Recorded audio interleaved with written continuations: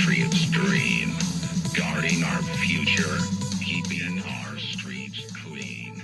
For every child laughing, for every elder smile, we'll make it strong, stretching mile after mile.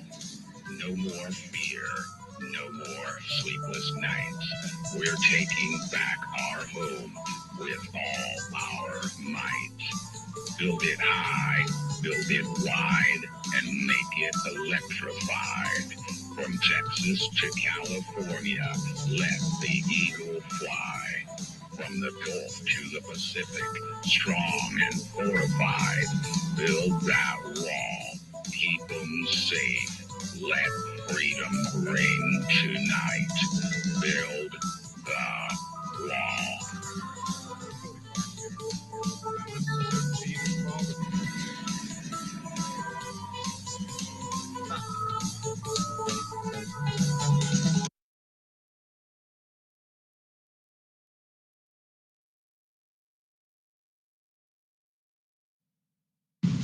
Hey everybody, I cannot make co-host tonight for some reason. This space is not like totally loaded for some reason, but we're going to continue. I'm going to play a song here in a second, then we'll get fired up with the startup prayer and we'll get into Jeff.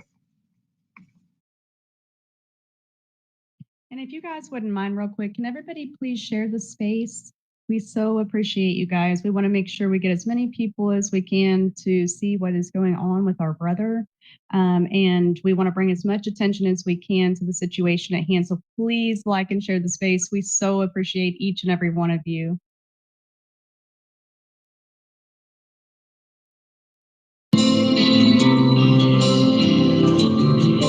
Sitting on the dock, sun setting on the water. Dad told a story about Grandpa flying through the skies like a rocket, both engines flaming out. Escape from the bottom of a freedom bird falling, the only one to make it home. Till him brother with a bugle played a sad song for him, standing in the rain alone. Let's talk about heroes. Rock and roll's not free to fly. Talk about freedom. Someone gave their life. Talk about ours standing when our first kid knows who hold the line. Talk about heroes. And the Lord was looking for me.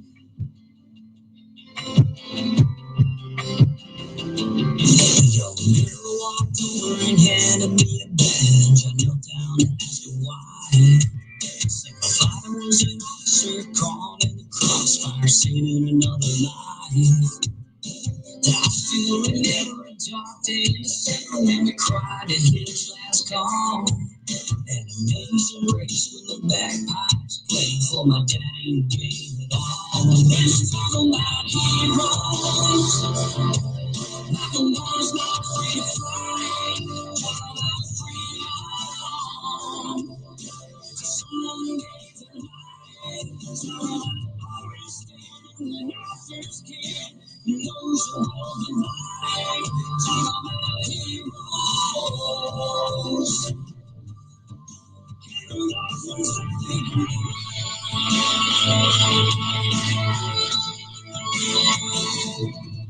they gave their lives for you and I. They paid the price. Yeah, they sacrificed. Let's talk about heroes. About the ones not afraid to fight. Talk about freedom.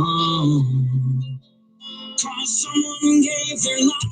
Let's talk about heroes. About the ones not afraid to fight. Talk about freedom. Cause someone gave their life. When our first kid knows who hold the line. Talk about heroes. And the loved ones left behind.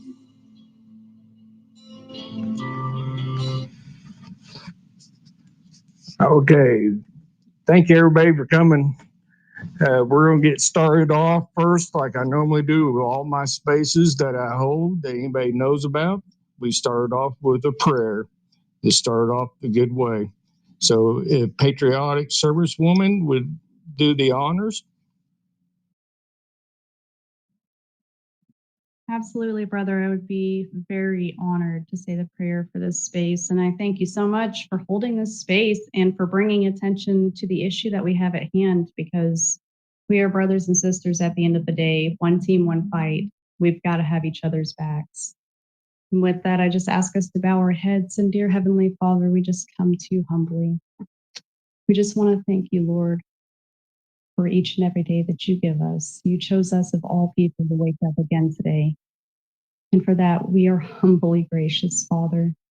We thank you for your movement throughout this nation, Father. We thank you for turning your peoples back to you, Lord. And we just ask that you continue to grace this country with your covering and a hedge of protection, Father. We humbly come to you tonight. We ask that you be with our brother Brian, Father. We ask that you move the mountains and have him released. Release the shackles that have been bound upon him, Father. We love you and we praise you and we thank you for each and every day. In your precious and holy name we pray. Amen. Amen. Thank you, patriotic. Okay, everybody, this is about Brian, a triple amputee that was building a private border wall on private property that he had permission to do. Now he's sitting in prison. This needs to change. And here to tell us about it is Jeff. Jeff's going to tell us the whole entire story. Then after Jeff's done, we will start taking people's requests for speaking. If we do not know you, you will be vetted before we allow you to have a speaker. So just give us patience, because there's only one of us actually doing this right now, because this space will not let me make co-host. So everybody just hold tight and we will get around to you. Jeff, would you like, it's yours, brother. Awesome. Thank you so much, Ranger, for helping Brian out and getting his story out there. So I'll start. I've known Brian and worked with him for over a decade. He's done a lot of projects ever since after he got wounded in Iraq and had both his legs and his right arm blown off. He was in Iraq, I believe it was 2004. He was Air Force, security forces. He kind of tricked his way, and the story is that he was in Kuwait, and he wanted to get into battle and go take out some bad guys, and so there was a call for volunteers to go into a Air Force base in, I forget where it was, Balad or something in Iraq, but so he volunteered, one other person did, and the other person was chosen. So he wanted to go so bad. He told this guy, something bad's going to happen to you over there. He got psychologically into his head, and so much the guy said, "Okay, I don't want to go." And so then Brian was the only other person who volunteered, so he went.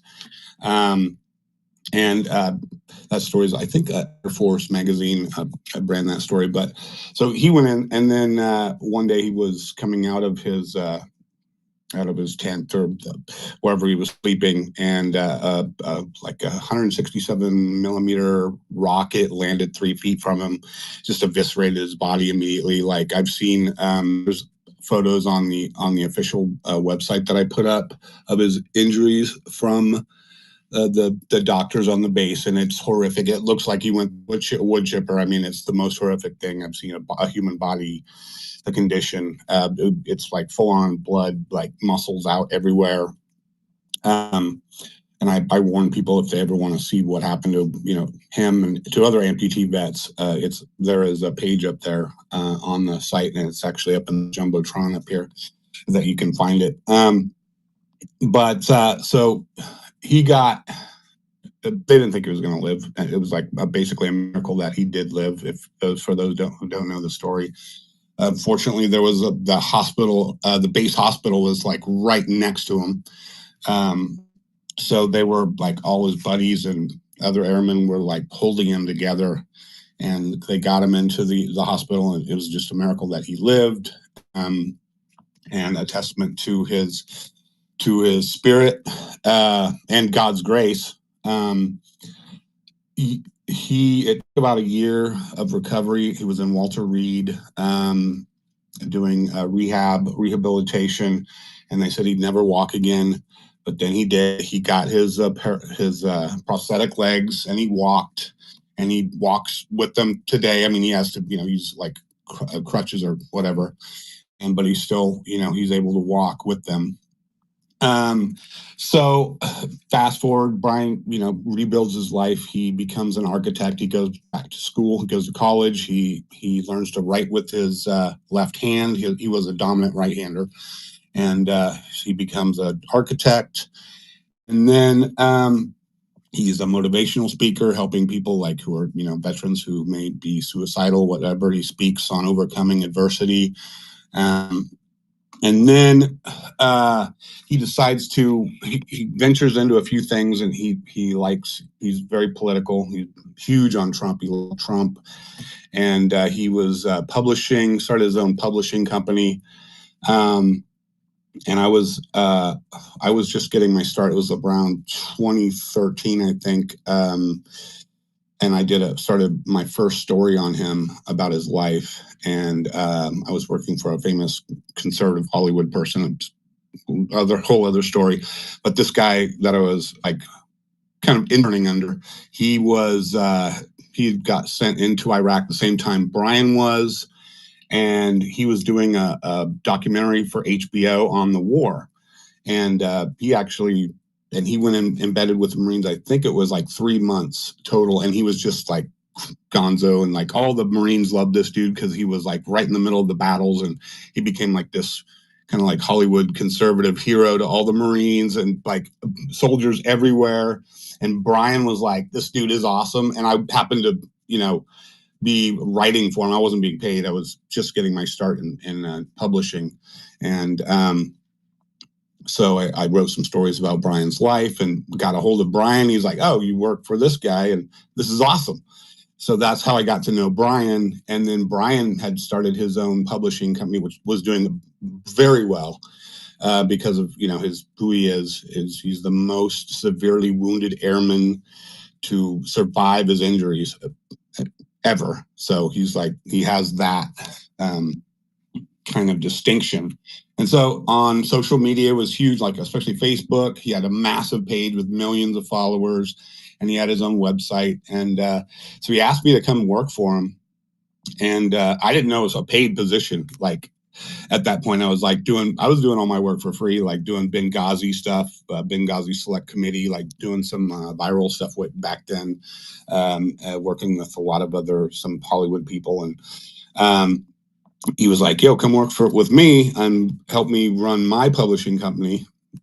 And eventually I did. I think it was like 2 years went by, and he hired me on first as a writer, and then I became editor for his website, and it went massively viral. It was just leaps and bounds. We started hiring writers, more and more writers, and I was heading up teams of writers as the editor. And so around this time, Trump was running for office, and Brian is a huge Trump person, and everything we did was about getting Trump elected. And we reached about, back then, I think the website had about 30 million people a month were visiting. And we were hammering Hillary. Every article that came out, we were like crushing like BLM and Antifa. We were probably more propaganda than news. Some people said we're fake because we had fun with the headlines like Donald Trump drop kicks Hillary in the face, and she lies down screaming, and we had so much fun. And then they're like, oh, it's fake news. They're how they say, yeah, it's fake news. But we just crushed. We reached so many people that even some on the left and the big leftist publications were like, his publication was part of why Trump won, because they reached so many people, and we were like a rage. We made people mad. They're like, holy crap, this is going, like with Antifa and BLM and all the riots and stuff, because I actually eventually would go in and film inside the riots. That's part of the other story. involving Brian. But so we were like rage, I guess it's rage baiting, but we were all in for Trump to win. That was our whole focus. And Brian was like, he's a genius, like total genius in messaging and how to get people to vote and do stuff. And so we were like this huge machine just working to get Trump elected. And he did. And then so then there was the purge. I think everybody remembers the social media purge where like so many, after Trump won, so many accounts, conservative accounts were like suspended from like Facebook and Twitter. And then I think some publications got hit. They were like, these are fake news publications that were people from Russia were running them. And so we got hit with that also. Brian, his entire massive network on social media was suspended. His millions on Facebook and X on the exact same day, or Twitter, exact same day, suspended both. All of my accounts that I built up were suspended on the exact same day, also on Facebook and Twitter, because I was the editor for his thing. So we got wiped out completely, and on social media when the purge hit. So this like affected Brian, and because you make money with ads and publishing, obviously, and so this was kind of like his livelihood. And so Brian moved into a few other publishing companies, and like he has a major email list that he uses that helped. We didn't need social media to get our stories out there, but still it was hurting, and it really kind of crashed his publishing company.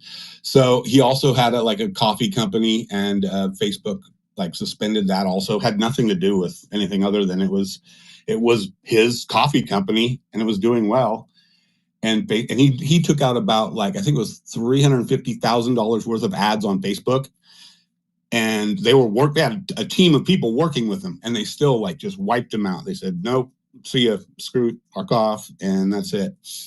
So tons of work from him just got taken away because of his support for Trump and what he did to help get him elected. So now this was around 2018. I think we shut all of the other publishing companies. He had one or two of them, and everything was shut down. And he started another whole other project. I wasn't working for him at this time. I had not worked for him for a few months. And then he started the Border Wall project. He goes, you know what? We can raise $1 billion on GoFundMe and help build the wall, because Democrats in Congress aren't giving Trump the money he needs to build it. And so he starts this fundraiser on GoFundMe, and it immediately explodes. And he gets in touch with me and goes, because I have my own website, and he's like, yo, Jeff, can you do some articles on this and push them out real quick? And so I did, and he shared them to his email list, and they went viral. And so then he started putting together a team. He got Steve Bannon on board and Bannon's team. And then he's like, yo, I want you to come work with us as the news editor for this organization we're putting together. So let me clarify a few things. So originally, when Brian was raising the money to build the border wall, he planned on sending it to Congress and just saying, here, allocate this for border wall. Then it came out that they were in DC meeting with members of Congress, and they said, we can't actually take the money and allocate it for the border wall. It'll be spent on whatever comes up. We can't do it. And so Brian was like, well, we're going to have to build it ourselves then. And so at that point, it became an organization to build walls. It was never meant to be that. It was just, here, send a wire transfer of, however much money to Congress to build walls. Very easy. And no work really involved other than, Brian just putting up a GoFundMe, and he's kind of famous. So, and people are happy to give. And I think his first week he raised about 10 million in a week. And it just went from there. It was around 25 million at the time of when he was arrested. Because Congress couldn't allocate that money, Brian had to start an organization, a nonprofit that would go out and build the wall itself. And that's when he needed help, because he was by himself. He'd never done anything like this level before in politics, anything like that. He did his own publishing company. He publicly spoke, to help veterans and stuff like that. But he'd never done anything this level, like massive, with so much money involved, and members of Congress, and getting a lot of attention in the news. It was in the news all the time, like all the news networks, like liberal and Fox. So Bannon came in, and he was more set up for this kind of thing, because he has an organization of people around him who do big events and big things, and so that was an important part of making this happen. So we started doing town halls in various parts of the country, promoting the border wall stuff and fundraising at the same time to, so we could build more and more and more wall. That was the whole idea, to just keep going as private industry, building more wall. And so I followed, and I became the actual photographer and videographer, because I was a hobbyist photographer, and I ended up filming construction of our wall from start to finish, and it was an awesome, big, huge honor. It was the best job ever I've had in my life, working with Brian and Bannon and the whole team. So we started doing these scouting missions, because we needed to find land where we could build on private land, a privately funded border wall. So we were out on scouting missions all along the border. We were like in Arizona, New Mexico, Texas, and eventually we came upon this land in New Mexico, right next to El Paso, in this place called Sunland Park, New Mexico. It was like 2 miles from El Paso. You can see it, and it was on a mountain, this huge mountain, and it was like impassable. The Army Corps of Engineers said the border wall couldn't be built there because it would be too expensive, and it was too difficult, because it was just all like rocks and boulders, and you couldn't drive. Nothing could drive up there, not even heavy equipment, construction equipment, nothing. And the owner of the land had a big brick company there. He was like a Korean Air Force veteran. He was a pilot. And what was happening at this spot was, it was like 700 illegal aliens a week were coming across, and they were like destroying their property and attacking them. And I think they killed one of their dogs. And so there was the owner, and then there was like a co-owner also there of the land, and they're running the brick factory. So many people are coming through this place. They said, okay, well, you can build the wall on our property right here. And it was an excellent place to build it, because the cartels were actually trafficking drugs through this area as well. We cut off when we built the border wall, it cut off, I believe it was 19 cartel trails up and down this mountain. And it was so difficult for Border Patrol to get up to this area because of the terrain. It took about a half an hour to go around the mountain to get to the border where everyone was crossing or the drugs were coming through. So we set out to build the wall, and Fisher Industries was contracted as the construction company, and they did everything. They built the bollard sections. They had their own steel company. It's a huge organization, like a $1 billion organization. And so they came in, and I was sent out with another guy, Foreman Mike, who's an actual construction foreman. And he was there to make sure our money was spent wisely. And, the construction teams didn't dilly-dally and, go over budget or go slow. And then I was sent in to film construction start to finish. And it was all secret, because the left was trying to shut this down. And there were members of media who were actually following us, trying to figure out what flights we were taking and what taxis we were using.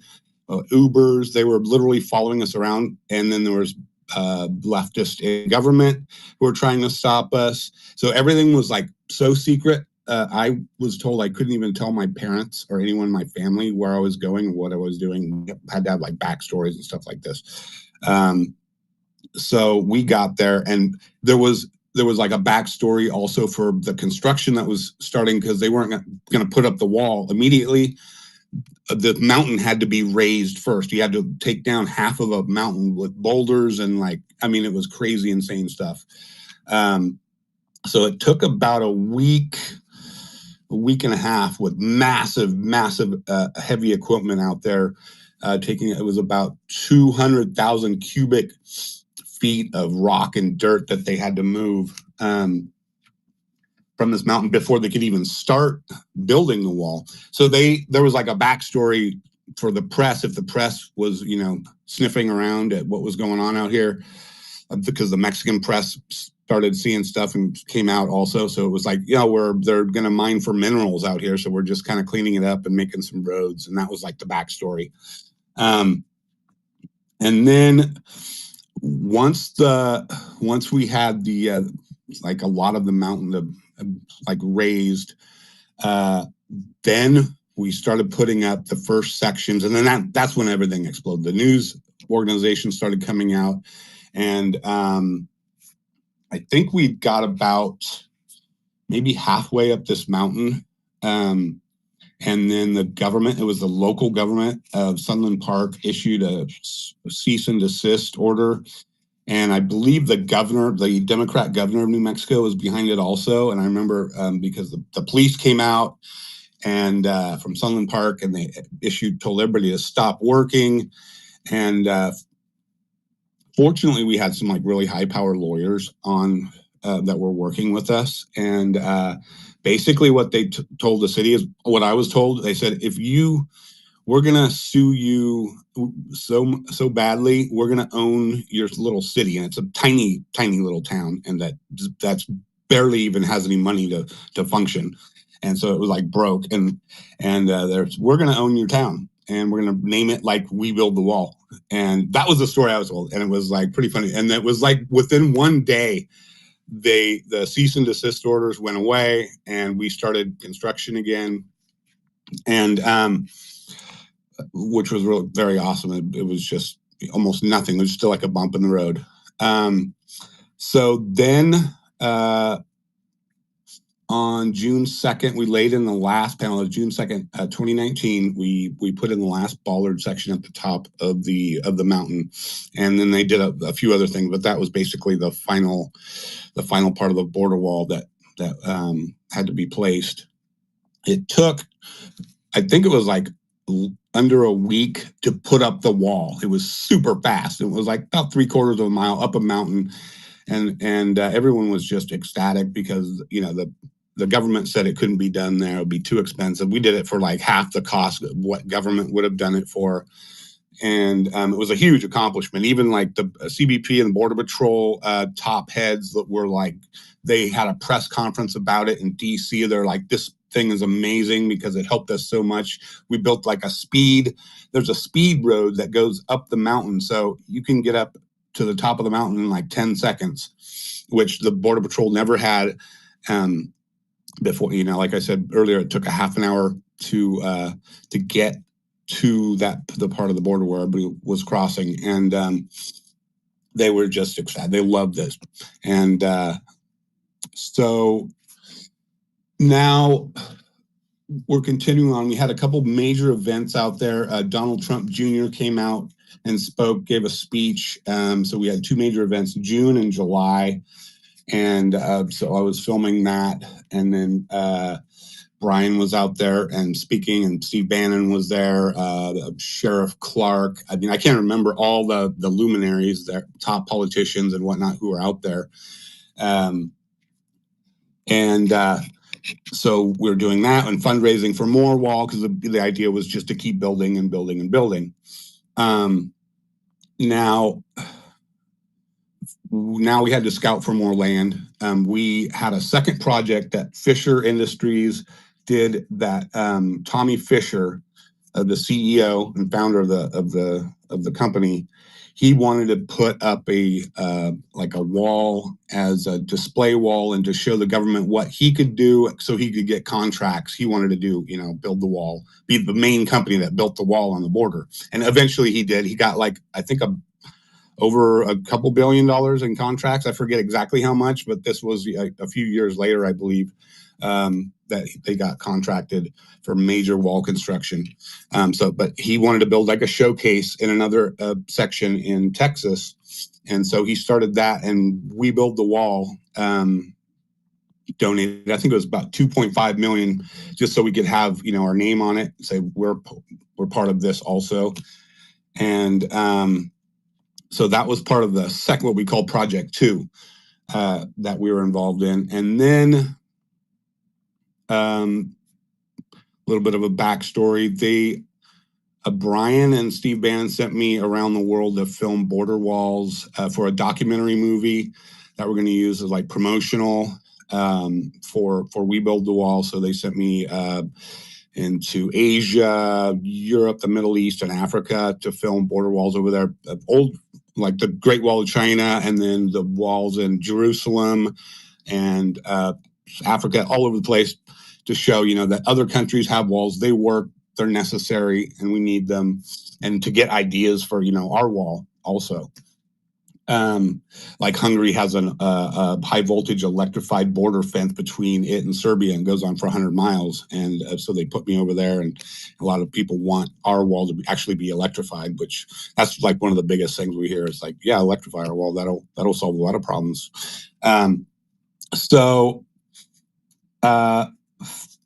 Fast forward, we had our teams out scouting for more places to build. Bannon had me go in to film the Portland riots while we were waiting, like looking for land. So I was undercover in the Portland riots filming for Bannon. And then I got a call from Brian one morning saying, you know, we're about to start a third project in California, and we're going to send you, just like the first one, undercover, very secretively, out to film construction out there. And so get ready. And I was still in Portland. And so I was like, awesome, let's go. And then like a couple days later, I think it was 2-3 days later, I couldn't get a hold of anybody. I couldn't get a hold of Brian. I couldn't get a hold of Bannon's team. I couldn't get a hold of a bunch of people within We Build the Wall. And then it comes to find out that they'd gotten arrested. Brian, Bannon, let's see, two others was Timothy Shea and Andy Bottolato, who were part of the organization. And then I think Dustin Stockton, Jennifer Lawrence. I don't think they're arrested, but their phones were taken and stuff like that, I believe. I'm not sure if Jennifer's here. But so Jennifer, like, tell me what's going on. And I'm like, oh crap. So I guess I shouldn't stay or what? And so I got word, get out of like Portland. And Tifa was trying to dox me back then anyway. So I went back home in California, and then we find out like the particulars of the case. In the beginning, Brian said, you know what, we're just going to spend all the money on a border wall, and then I won't take a paycheck. And then when it became a job, like after they realized they can't just send the money to Congress, you're going to have to have an organization and work. That's when he began to get paid a salary. The board of directors approved a salary for him because he was working all the time.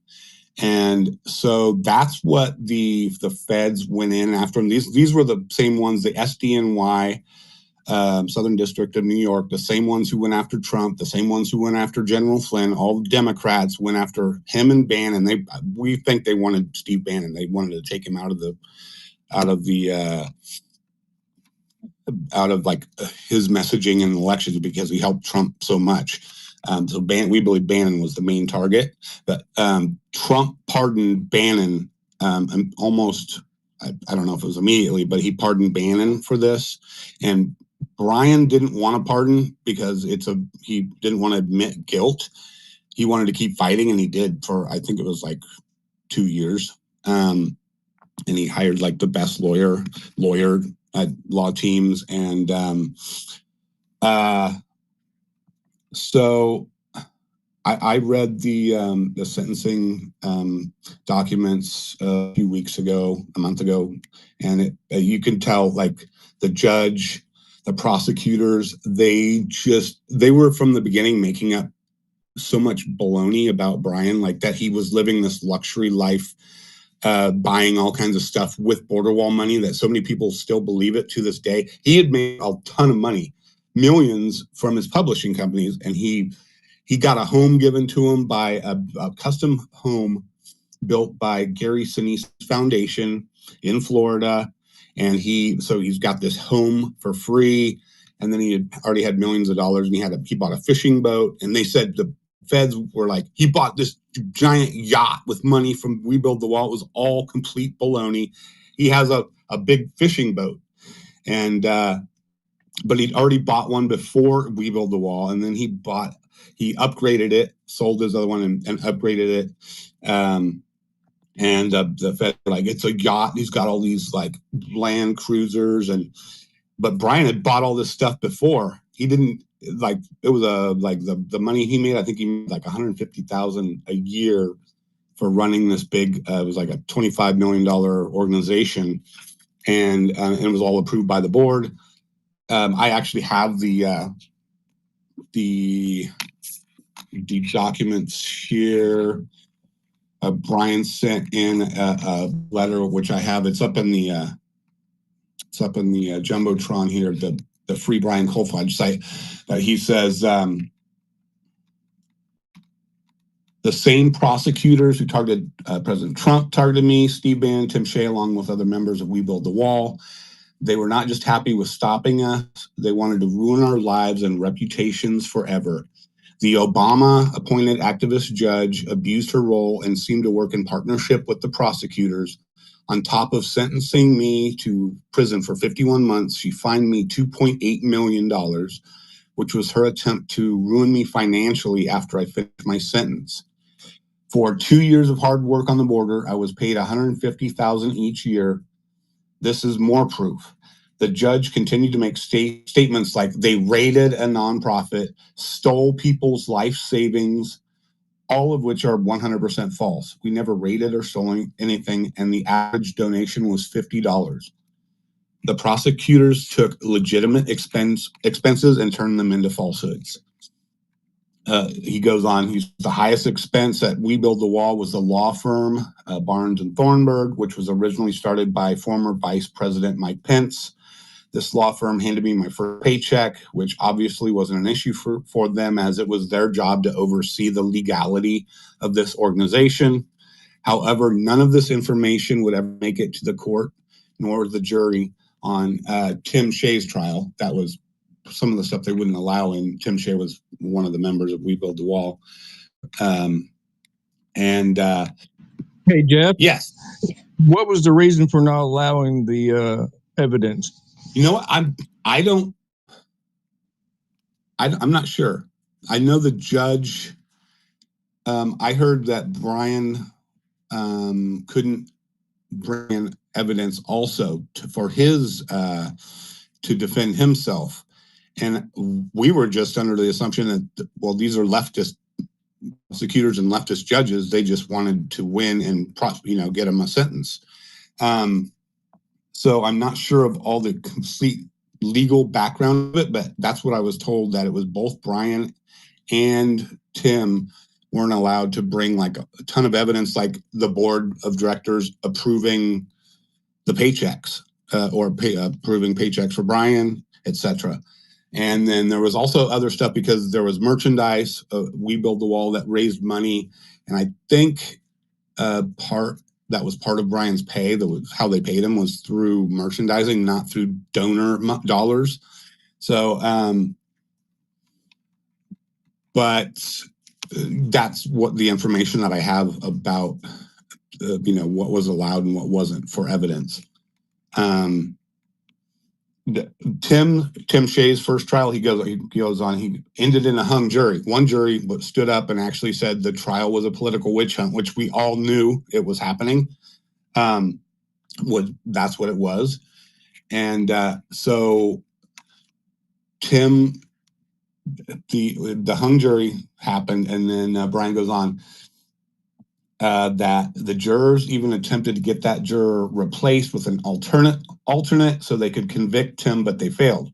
So then the SDNY then retried Tim and made a jury pool full of anti-Trump supporters in New York by asking where they get their news from, and the judge wouldn't allow key financial evidence into the second trial that was allowed into the first. The entire trial was rigged. And this is Tim Shea's trial, not Airman Kolfage's. The entire case was a fraud from the start just to take out Stephen K. Bannon. However, he was pardoned, and we were left to have our lives destroyed by the infamous Southern District of New York, who looked at us as nothing more than MAGA notches on their belts. The truth will all come out soon. I'm going to write a book with all the evidence and possible Netflix documentary about it all to follow. And so that was a little bit of what he sent me about, what was going on with the legal stuff in his case and others. So. Hey, Jeff. Yes. Jeff. First, I want to say thank you for coming in this space today. Thank you. And trusting this community to share this message. There was a question that I found, so I wanted to ask in case it's someone in the audience. They were asking, what exactly was he charged for? And then before you answer that, I want to ask everyone, if you would, please go down to the bottom, guys. There's 41 people in here, and there's only 22 reposts. If you would, please repost the space so that we can get some help for this veteran who needs some help. This could be any one of us. He did nothing wrong. So it is our duty, now that we know what has happened, to spread this message. So Jeff, if you would, could you tell us exactly what he was charged with in the end? So that was, they got for attempted wire fraud, I believe. And let's see if I have the article here. This should be it right here.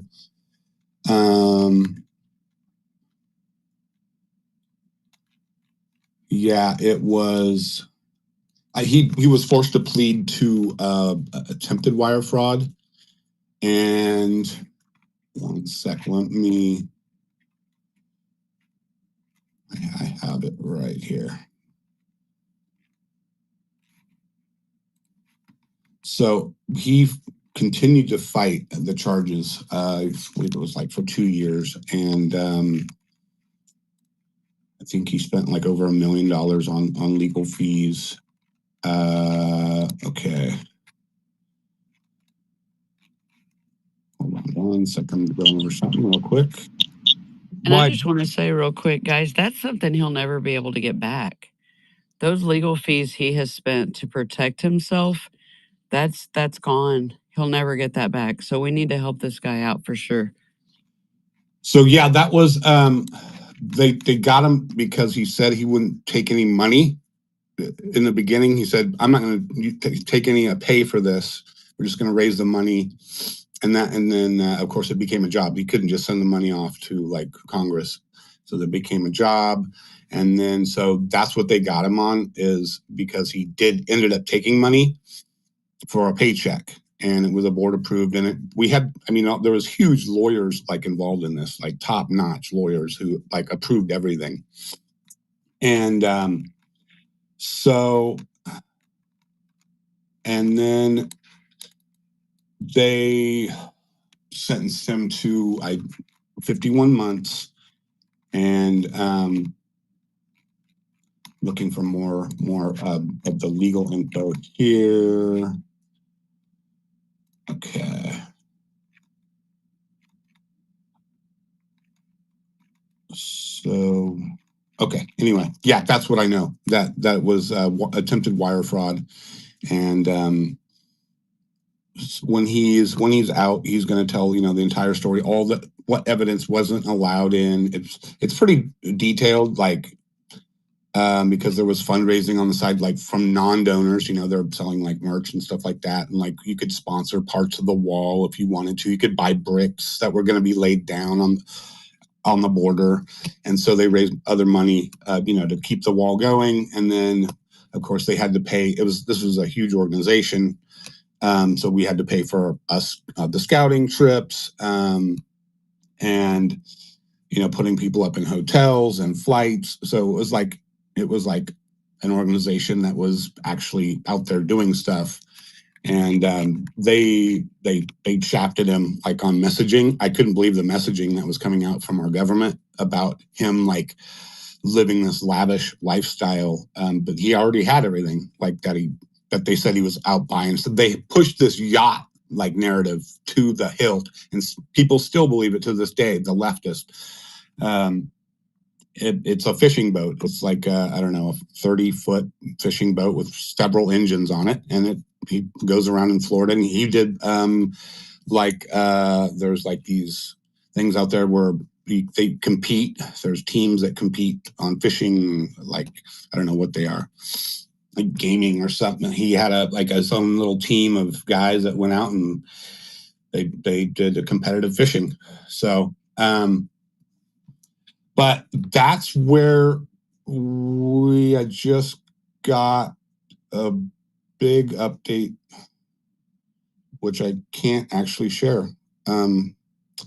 I'll probably be. I just got somebody just texted me like out of the blue who was part of. It was a angel mom who was a big part of our organization. Who lost her son. Her son was killed by a drunk driver, illegal alien.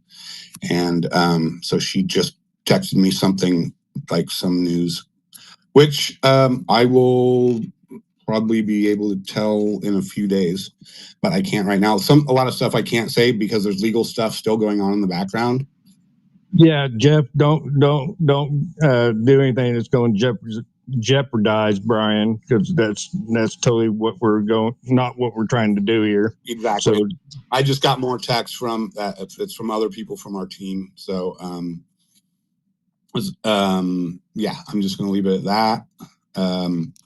So the end goal for Brian is a pardon, because we were working towards a compassionate release for him. And what happened was there was a Joe Biden nominee or appointee at the Bureau of Prisons, and he was like the guy heading up the legal division, and he declined Brian's application for compassionate release.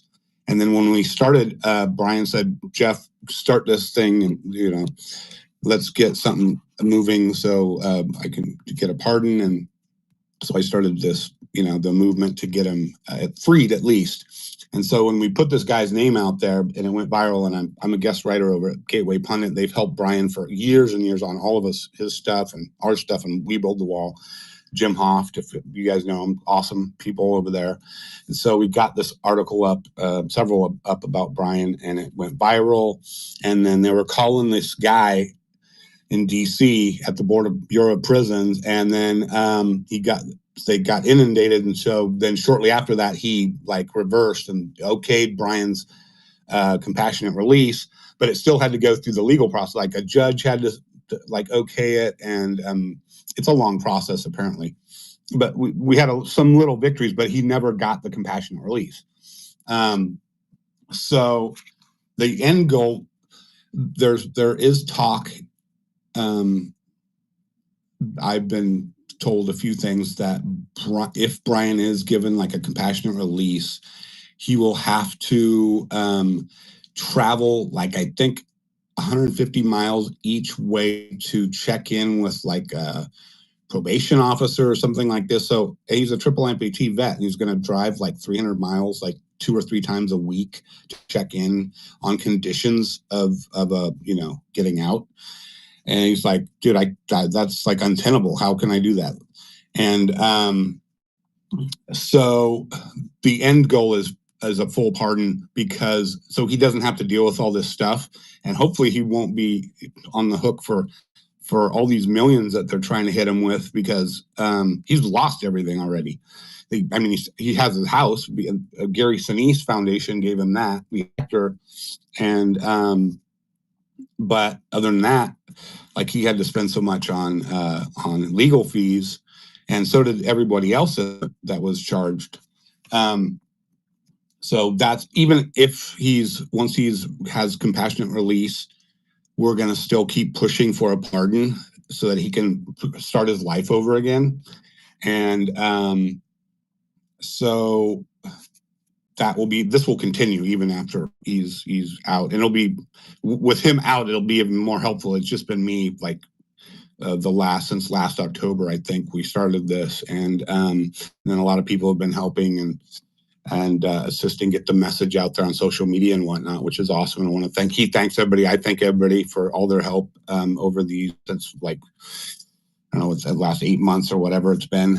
And because it's all just, we're doing this for free. And it's just a labor of love to get him out and the care he needs, because I'm not sure if everybody knows, he also, he's had tons of health issues because he's in a prison hospital in Minnesota, Rochester, Minnesota, where Tim Walz is governor. But the prison the hospital isn't set up for Triple-Amputee veterans to get the help to take care of them. And so they've had to take him to the Mayo Clinic numerous times for help to get him the care that he needs, because in this hospital prison that's full of, like, murderers and terrorists and, like, the worst kind of people in the world, he's in the middle of them. He sent in, let me see, I can read you a little bit that this letter he sent over. So he says, I have to shit in a plastic pan that's not even a bedpan. I can't use the toilets because they are too unsafe and I've fallen off of them. I have to urinate into a plastic jug as well. They have nothing for my body to stay physically healthy. They have never dealt with a triple amputee like myself. Because of their inability to care for me long-term, I'm now pre-diabetic. My livers are inflamed, my blood pressure is high, and my cholesterol is also now high. Everything they're doing to me is messing me up internally, and my organs are all having problems. The doctor here last week said I'm at high risk for a heart attack now, and Brian's like 42. And he's healthy. If you've ever met him or seen him, he's like healthy as an ox for an amputee. And he says, this is 100% all on them. I came in here healthy. I was told I needed to see a hand surgeon now. They have ruined my last remaining limb. Like the government hasn't taken enough of my body. They want my last remaining limb. The overuse of my hand here has destroyed it. My fingers get stuck and don't bend. If my tendons rupture, my hand will never work again like it should. And they had to sew his thumb back on his remaining arm. That was his good arm. They had to sew his thumb back on. You can see I have close-up photos of it. But the doctor here had to take me to the Mayo Clinic a few months ago because I'm in the wrong wheelchair, and it's causing my daily excruciating sciatic nerve pain. The Mayo doctor said I needed a certain wheelchair, and the FBOP physical therapist who came with me told them right there on the spot, we don't have the funds for that. They won't even let me use my VA insurance to get what I need. The pain is so excruciating, it feels like when I lost my limbs in Iraq. To this day, they haven't done anything except get me a different wheelchair cushion.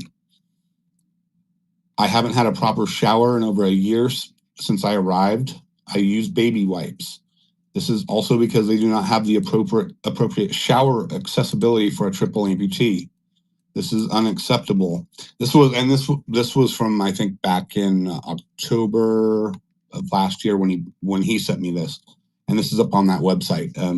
It's up in the Jumbotron. They haven't given me proper meds for my pain. They said it's against their policy. So they feed me highly addictive OxyContin instead, which still don't work. However, they give me these specific meds. They give these specific meds to other inmates who have drug problems. So they wanted me to lie and say I did have a problem just to get the correct medication, which I'm not going to say. These people are not able to care for me, and my internal health is going to shit. They are way out of their league. This shouldn't be a death sentence on my life, but it's slowly turning into that. So that was he sent in, that was the medical condition. And this was, let me see, this was from early October 2024, when he sent me that, and I published that. Now, one of the top members of Congress who was working for Brian's pardon was Arizona Congressman Paul Gosar. He actually stood up and made a speech on the floor of the House. And he sent letters into to Trump to get him a pardon. Let's see. Well, it's on the website. I'm not going to read the entire letter there, but he did an amazing job of just debunking like the government's case against Brian. And we have it. Actually, it's on that website, talking about, Brian was just he was like a car salesman out there making a pitch, trying to get border wall built. That's what he was doing. And he explained it like excellently, like Gosar did. And I'll have to find that because we need to publish that again. So there's been people on the back end working to try and help Brian get a pardon. And so we are asking people to get in touch with their members of Congress and to ask them to, write to the Trump administration. I believe, we found the woman who's in charge of pardons. She's the pardon czar. I just found out about this. Let me find out who that is. I've got her right here. She was pardoned by Trump. She did like 20 years in prison. Trump team, her name is, oops, guys, I'm just looking up Alice Marie Johnson. That's all. Put one of her posts up in the Jumbotron so you can see it. So you guys can tag her if you want.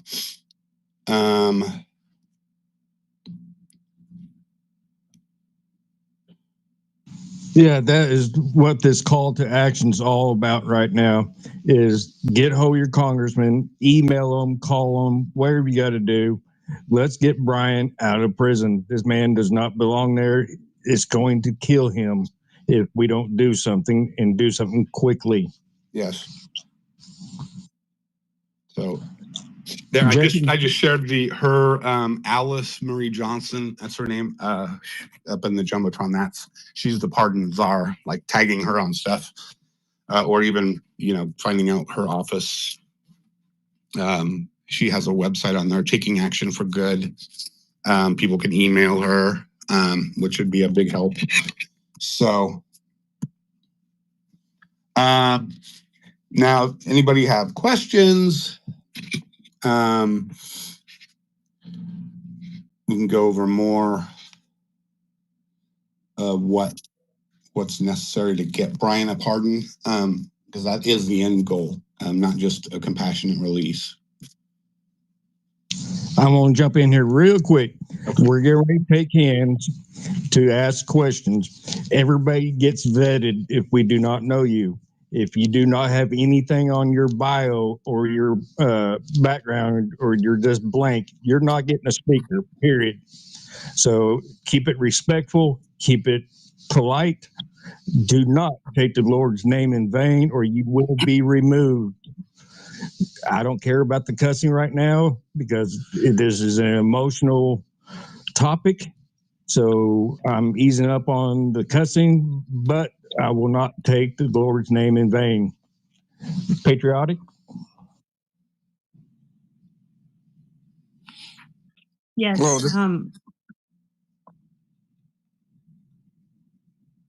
Yes. I just wanted to come in, wanted to say again, Ranger, Lisa, thank you guys so much for hosting this space and putting out this call to action, because it is so very, very important. I am, I'm just shook up. I can't believe that they're going to stoop this low to treating this man this way. And it really breaks my heart. It really does. It breaks my heart. And, anything that we can do to help you guys, I want you to know that we've got your back and we've got Brian's back.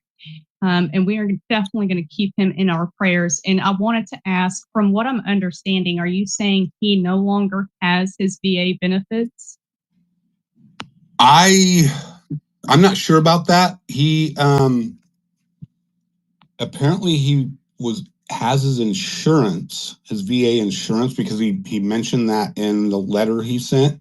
I heard that if you are charged and get convicted of like a felony and you're a veteran, your even amputee veterans, that your VA benefits are taken away, because like you get like a certain amount of money for each limb lost, I believe.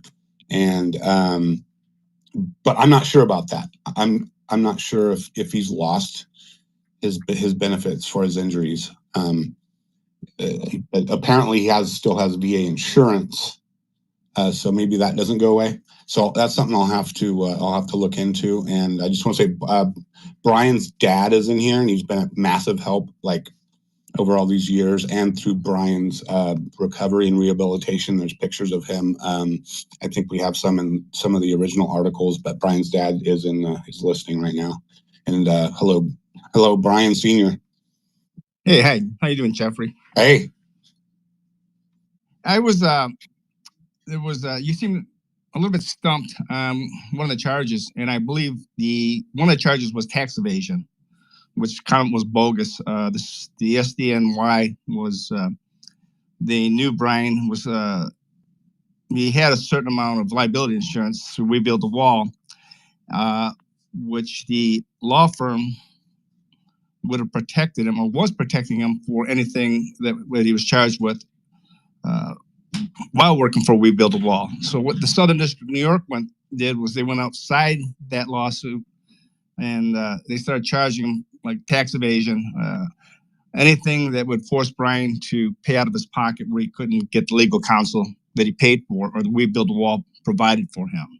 So essentially what they were doing was, like you said, they were financially trying to ruin him and force him into that plea deal. So you were pretty much 99% right on everything you've said. That's how it came down, and that's exactly what happened. So anyways, I'd like to thank everybody for listening, and thanks for the hard work, Jeff. Cool. And who was speaking? This is Brian Kolfage. Oh, okay. It's showing you as a listener. I was like, who? Oh, okay. The space is not like, it does that a lot on Spaces. Like, who's talking right now? I can't. It's not showing you. So cool. Okay. Awesome. Thank you, man. Right. Cool.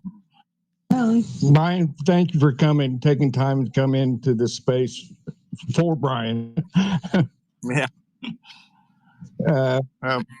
Yeah, it was. Well, I appreciate what you're doing, and to throw in my 2 cents, when Brian started this, actually the GoFundMe, and we talked about it at first when he says he was going to raise $1 billion. I looked at him like, "What are you, crazy?" And never in my dreams did I think that he would do what he did. So it was just that's how Brian's been, though, as a child through his military career. He's kind of gone above and beyond, and he's done things that I thought were impossible. So he's never been a quitter, which is it still amazes me, what he's accomplished from time he was a kid through his adult life. Absolutely. Yeah, I've been through a lot of it, like for the past 10 years, working side by side with him, and it's like, wow, I love it. I mean, I'm like, yeah, dude, let's go again. I mean, I'm like, he's telling me stuff in emails, like stuff he wants to do, and I'm like, okay, let's do it. Let's go. Yeah. I'm like, he. Go ahead. Nope, go ahead, Brian. Well, when he was, and I'll back up back in 2004 when he was injured and transported over to Walter Reed Hospital. Having a triple amputee son, you don't know exactly what life's going to be like. And so I was actually in the medical equipment business. At that point, Brian and I talked. I says, well, he says, Dad, I guess I'll have to come and work for you. I said, well, wait a second, Brian. I says, you never wanted to work for me. I said, I don't think you're going to have to work for anybody. and I says, you're going to go probably further than you ever thought you would, and which he did. And it was amazing that he, from the time he was in the hospital, he was actually he got out of the hospital faster than any other wounded veteran at the time. He was out at Walter Reed Hospital, I believe, in approximately about 1 year. And usually it's people with his injuries, it was at least 2 years. So he was quick, and he sought help afterwards outside the hospital. He says, you did as much as you could do for me, and now I'm going to go out on my own and get the care. And that's, how he treated it. He just moved on. And he never had a hard feeling. I never heard him complain about, poor me, I lost my limbs. He just, he was always positive. Yeah, that's one of the things I remember about when we were working in the publishing company. It's like 2015, 20 through 2017, whatever. And he was self-deprecation about his injuries. And there was a girl who was one of our writers, and we were in like a group chat or text, and she goes, hey, Brian was like, oh, I ran out of like milk or something, and this girl was like, why don't you run to the store and get some? And he's like, because I don't have any legs. And it was that became like a running joke. I'd go like whenever we'd be talking about somebody, say, oh, we don't have this. Well, go to the store, run to the store. He's like, I don't have any legs. So it became like a running joke. It was pretty funny. He's really awesome about, that self-deprecation, putting people at ease. It's funny. And once he started the GoFundMe and started raising the money, and they changed their, like you were saying, they were going to give the money, allocate the money for the wall, but had to go through Congress. And Congress, of course, said, well, you can't tell us how to spend the money. GoFundMe at that point made them something, and I think you recall this, Jeff, they had to offer refunds because the mission had changed. It went from they formed a nonprofit. So the Facebook GoFundMe says, well, since you changed the mission, you got to offer all these people back their money. And of course, the bullets were sent out. We changed our mission. You can, if you want the refund, we'll send you your money back that you donated. And I believe they had over a 90% retention rate. The people said, no, we don't want the money. Take it, build a wall. And which was, that was amazing right there, too. People do and still want that wall built. Absolutely. A lot of them follow me. You're on my Facebook, and we have a group like on Facebook and stuff. And a lot of them, I don't think I've met one donor who said, we're sorry we gave money for building the wall. I don't think I've ever met anyone. And the government certainly didn't have that case, the FDNY. No, I heard, and I believe it was, could have been through Brian or somebody else within the organization that called me and said the government was actually, the prosecutors were trying to find donors and put words in their mouth how they were duped or they were tricked into donating this money. And this was part of the whole narrative where Brian stole all the money. To this day, people think Brian stole $25 million and We Build a Wall took it all. And basically, I'm still defending it, saying, no, the Southern District of New York has that $25 million. Brian does not have $25 million. So it's an ongoing situation where people, like you said, the story is still being pushed around, the narrative that they have $25 million and they took it all. And that's not the case. It absolutely is. It's I can't believe it, because I'm literally like, I have all the film from the border wall construction, and I literally had to put a video out there, like a selfie video right in the middle of construction, like going, here, we build the wall, we're building it, like going bam. Oh, yeah. I put it up on my X like a couple weeks ago, whatever, because some people were saying that. Some leftists were like, there's no wall that was built whatsoever. I was like, here's freaking proof.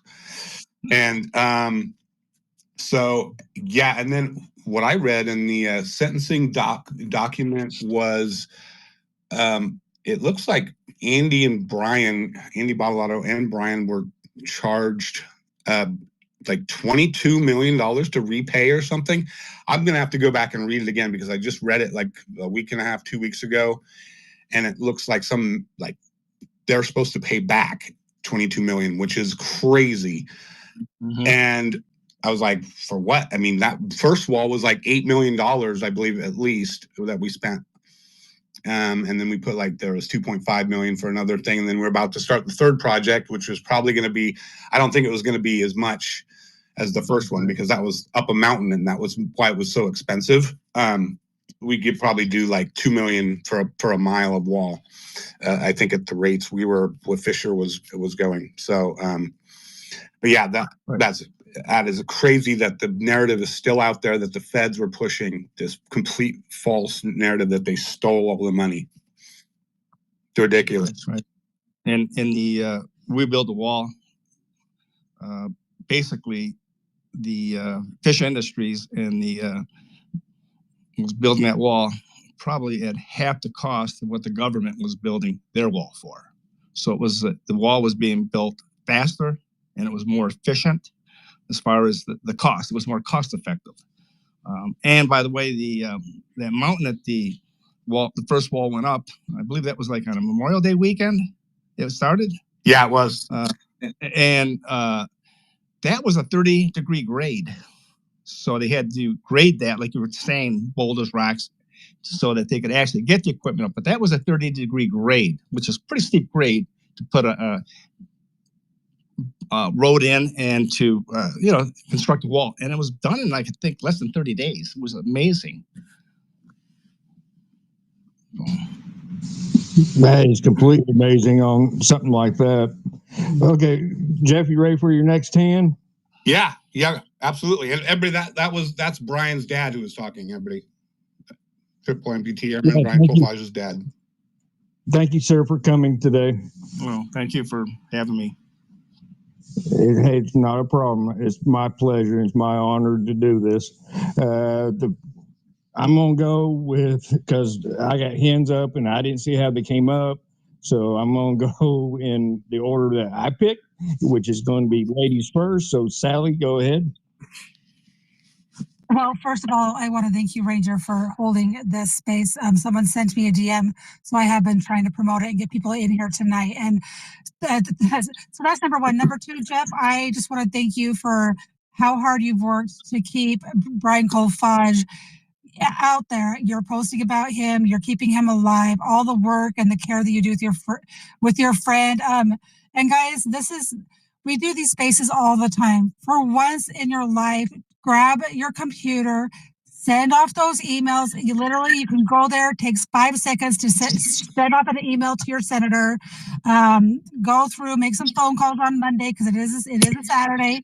Make some phone calls to some people. And Brian Sr., I guess the original Brian, I want to thank you for raising an amazing son that went and was willing to give his life for this country. And he came back and he didn't act like a victim. He just made the most of what he had. And that says a lot to you and to him. An amazing person that you raised. And I'm going to land it there before I break down into tears. But God bless you guys. And I hope everyone has an amazing Mother's Day. And send off your emails. Don't be lazy. Thank you, Sally. Yeah, awesome. Thank you, Sally. Thank you, Sally. Awesome. Sally's been a huge help on Brian's campaign, this mission. Sally is a gem. She does so much for a lot of things, and we appreciate her so much. Sally, I really do thank you for what you did to help get this out. We're going to go to Chris because Chris has had his hand up for a while. I hope it's a he. Hey guys, thanks for having me up. It's great to meet you, Brian Sr. and Ranger. Thanks for having me up. Jeff's here. I know how much Brian means to Jeff. Jeff came on our show and did a show on the southern border for like 7 hours with us and talked a lot about Brian and put his heart and soul into it. And I know how much Brian means to Jeff, and I know how much Brian means to you as a father, and he's getting a raw deal. If you look at the SDNY, I've done a lot of reporting on Damian Williams, from the Epstein case to many things that this guy has done, who was the lead prosecutor. He's really hurt a lot of Americans. He's really done a lot of wrong things. He was appointed by Biden. He worked in the SDNY from 2012 to 2024. He was actually had his law school funded by Paul and Daisy Soros and clerked for Merrick Garland, So it's important to know the background so you guys can understand how our true patriots are being framed and put in prison. And I just wanted to point that out. And anything I could do to help Brian and to help your cause, I would love to do it. Jeff has said so much about him. I know Jeff goes back decades with Ron that's in here too. And these guys are true patriots. They're, fighting for freedom for our people. And I'd like to see him get out as soon as possible. I just wanted to note that. Thank you. Awesome. Thank you. Who was that? Was that Chris? That was Chris. Chris. Awesome. Thanks, Chris. Yeah, that was awesome helping with their show and whatnot. And yeah, this is even after, like, if people want to help, like, even after he's released, it's going to be a massive, momentous event. But we want to keep everybody like focused on getting a pardon. So this will keep going and going, because that will help, I believe, in the financial aspect, because they're trying to like ruin him like forever for the rest of his life. And so a pardon will, like, I believe, erase all that. It should, yes. Chris, thank you for coming up and speaking, sir. Appreciate it. Thank you. We're going to go with Matt next. Hey, Ranger, thanks for hosting the space. This is a very important topic, and I also want to acknowledge the work everyone else has done to get the word out. But Ranger, I have two questions. Is it okay if I ask them one at a time? Yeah, Matt, go ahead. Okay, so my first question is, how did Brian end up in a prison that was not properly equipped to take care of him? I think Brian's dad would probably be better to answer that question, but I think they didn't have any facility at all that was, they're not just equipped for that level. Normally it's for people who are like have cancer and stuff like that. It's not for like a battlefield, triple-amputee. But if Brian dad wants to speak on that. From what Brian said, the federal prison system is kind of like a work camp. And since he's a triple-amputee, there's nothing he can perform or do within the system. So they shipped him to Rochester system, where they do have at that prison, they have a federal medical center. So instead, they put him into the hospital section of that prison. And once he got there, that was one of the things he was always concerned about, not having the proper bed to sleep in, as far as, trying to get him where he can make safe transfers to a wheelchair to the bathroom. And none of that was ever considered, or like Jeff said, they've pretty much neglected his health. The facility doesn't exist for people with Brian's injuries. And they've made absolutely no, they haven't even, tried to accommodate him. Matter of fact, when he was arrested, the Southern District of New York, they sent down, I believe it was like 17 postal inspectors from New York, and they drove down in vans and cars. When they arrested him, they didn't give him the courtesy of putting on legs, his wheelchair. They dragged him out of the house on his nubs into the car, and they held him for, I think they held him for the better part of a day in another facility, or possibly it was a county jail. And the same thing, there was no bathroom facility in there. There was nothing for Brian as far as his safety or his well-being. From what I gather, the officials in Florida, I believe they could have been U.S. Marshals. They were really upset with the Southern District of New York. They said, there's no reason why you had to come down here and make a big show of this. He's a triple-amputee. If you wanted him, you could have made a phone call.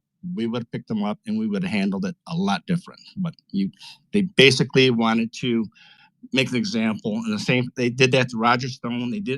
That's what they did to Trump at his residence in Florida. It was all for show. So, day one, he was never given any consideration that he was a Triple-Amputee. That's unreal that they would do that to him. But unfortunately, given everything else you just said, it's also not surprising. But my other question is, what kind of care is Brian going to need once he gets out, if he gets a pardon? Because we're all in here hoping he does.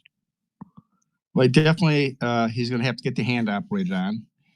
He was in the wheelchair he uses is what they call a tilt in space. So that's so he can adjust his body positioning, where he's not going to get pressure sores on one point of his either his limbs or his underside. So it's very important. So the last 2 years, and it's also it's just good hygiene for him to have that tilt in space and help body fluids and other things that normal function of the body.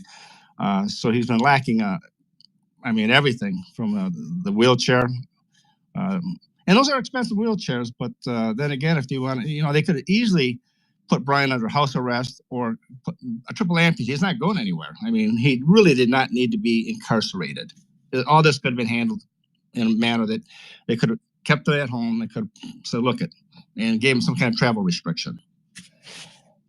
But they didn't choose that path. They wanted to make an example out of a patriot, and that's exactly what they've done. Okay, I'm going to hold my breath for a second. I'm going to watch what I say because, oh, good God. Brandy knows what I'm about to do, so I'm going to keep my mouth shut. I'm going to call on the next person that's in line, which will be, it says Angel on my screen, so I hope that's you, Angel. Go ahead. Hello, everybody. Thank you for having this. Jeff, hello. It's Angel Mom Mary Ann Mendoza. I'm the founder of Angel Moms and Angel Families. And Brian embraced us because building a wall is first and foremost in keeping these illegal criminals out of our country. A little background on me. My father was in the Air Force. My brother was. My other son, Jared, just retired from the Army after 23 years. And one of my other sons, Sergeant Brandon Mendoza of the Mesa, Arizona Police Department, was killed by an illegal on May 12th, 2014. So we're coming up on 11 years and 2 days that I lost my son to an illegal criminal here in Arizona. I just wanted to say, and I forwarded some information to Jeff during this broadcast that is hopefully going to be very helpful and incredible news. But I support Brian. I have been in the wings, and it's amazing that I came across this podcast because I was just talking today to somebody who's very good, speaks to Pete Hegseth on a daily basis, and I was getting him all the information earlier today about Brian, and also Paul Gosler is one of my congressmen. I was getting information to him. So thank you, Jeff, for always keeping this in the foremost of everybody's mind. I don't know how this went so sideways, and I agree with you, Brian, that your son should have been on house arrest. He never should have been taken away that he was, and humiliated and damaged and treated so poorly. But thank you for allowing me the time to speak. I just wanted to come in here and say I love Brian, and thank God some good is going to come soon. Thank you, Marianne. Awesome, Marianne. Thank you, Marianne. It's good to hear from you again. Like we had a lot of before all this happened. Like Marianne was out speaking at our town halls, and she was at the wall when we were building it after it started becoming public. And she's a huge champion and lost so much. Marianne, thank you for coming up and speaking today or tonight. It's nighttime. I'm following you now because I want to keep track of you. Okay, we're going to go to the lady that actually helped me and Jeff get this up and going, Brandy. Thank you, sir. So I have a question, but I want to read something first. We have something in place in the United States called Americans with Disabilities Act. The ADA prohibits discrimination on the basis of disability in employment, state and local government, public accommodations, commercial facilities, transportation, and telecommunications. It also applies to the U.S. Congress. It says to be protected by the ADA, one must have a disability or have a relationship or association with an individual with a disability. An individual with a disability is defined by the ADA as a person who has a physical or mental impairment that substantially limits one or more major life activities, a person who has a history or record of such an impairment, or a person who is perceived by others as having such an impairment. It does not specifically name all impairments that are covered. My question is, has anyone, and this might be for Brian Sr., has anyone been contacted according to these rules and these laws of the ADA on Brian's behalf? If not, I would love to implore you to do so and allow us to help you in doing that however we may. Because at the end of the day, no matter what, he is not equipped to be in that hospital, and they are 1,000% discriminating against him due to his disabilities. They are not giving him the proper care.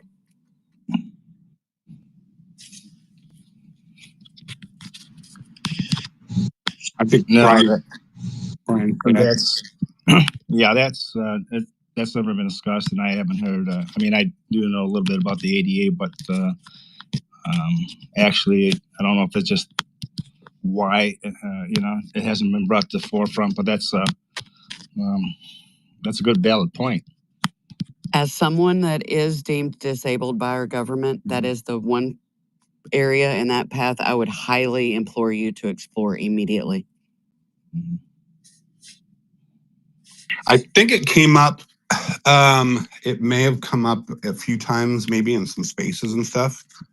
And it could have been you, Brandy, that brought it up before. It wasn't, Jeff, but I do believe this is definitely the path. 100%. If they're not listening any other way, nail them to the wall on ADA. Okay. That's good. I'll write that down and I'll put it up in some articles and whatnot, and see if we can't get something going there. Jeff, I would love to work with you on that because I'm disabled myself, so I know a little about those laws. So I'd love to jump in there with you on that. Perfect. I'm all in. Let's go.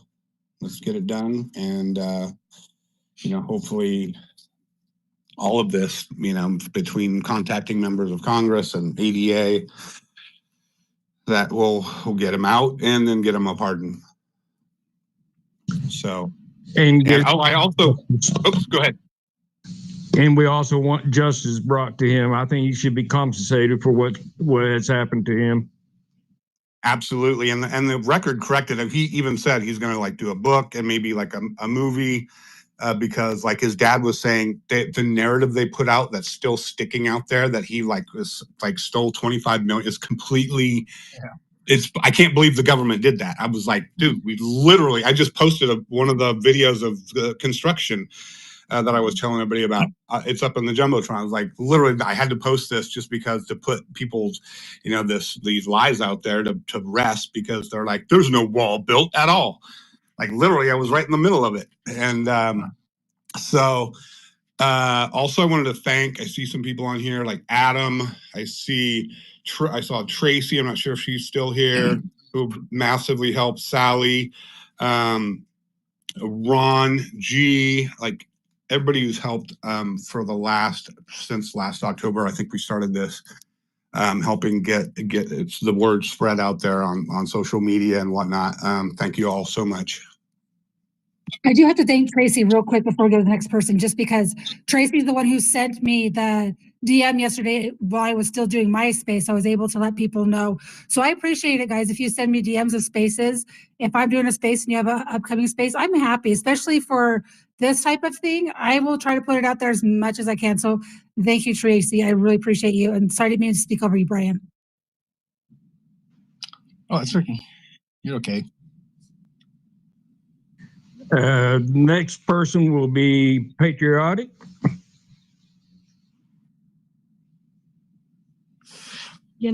I just want to say thank you both so very much for coming in and sharing Brian's story with us and shedding light on what is happening to him, because what is happening to him is atrocious. He is being treated worse than, as a prisoner of war. I mean, this man is basically, he's being made to slowly suffer until he withers away, because when he's not able to move and his organs are stagnant in that manner, the rest of your bodily functions start slowly shutting down, and your body starts becoming inflamed, and you start becoming really sick.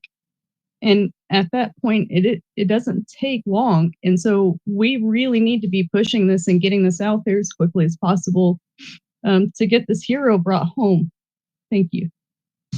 Thank you, Patriotic. And breathe, girl. Calm down. I know you, girl. Yes, everybody, email congressman, call your congressman, do whatever you need to do to get a hold of your congressman to get this out there.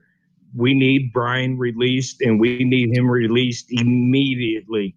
And we need this to get to President Trump so we can get a pardon done. He needs the pardon done now.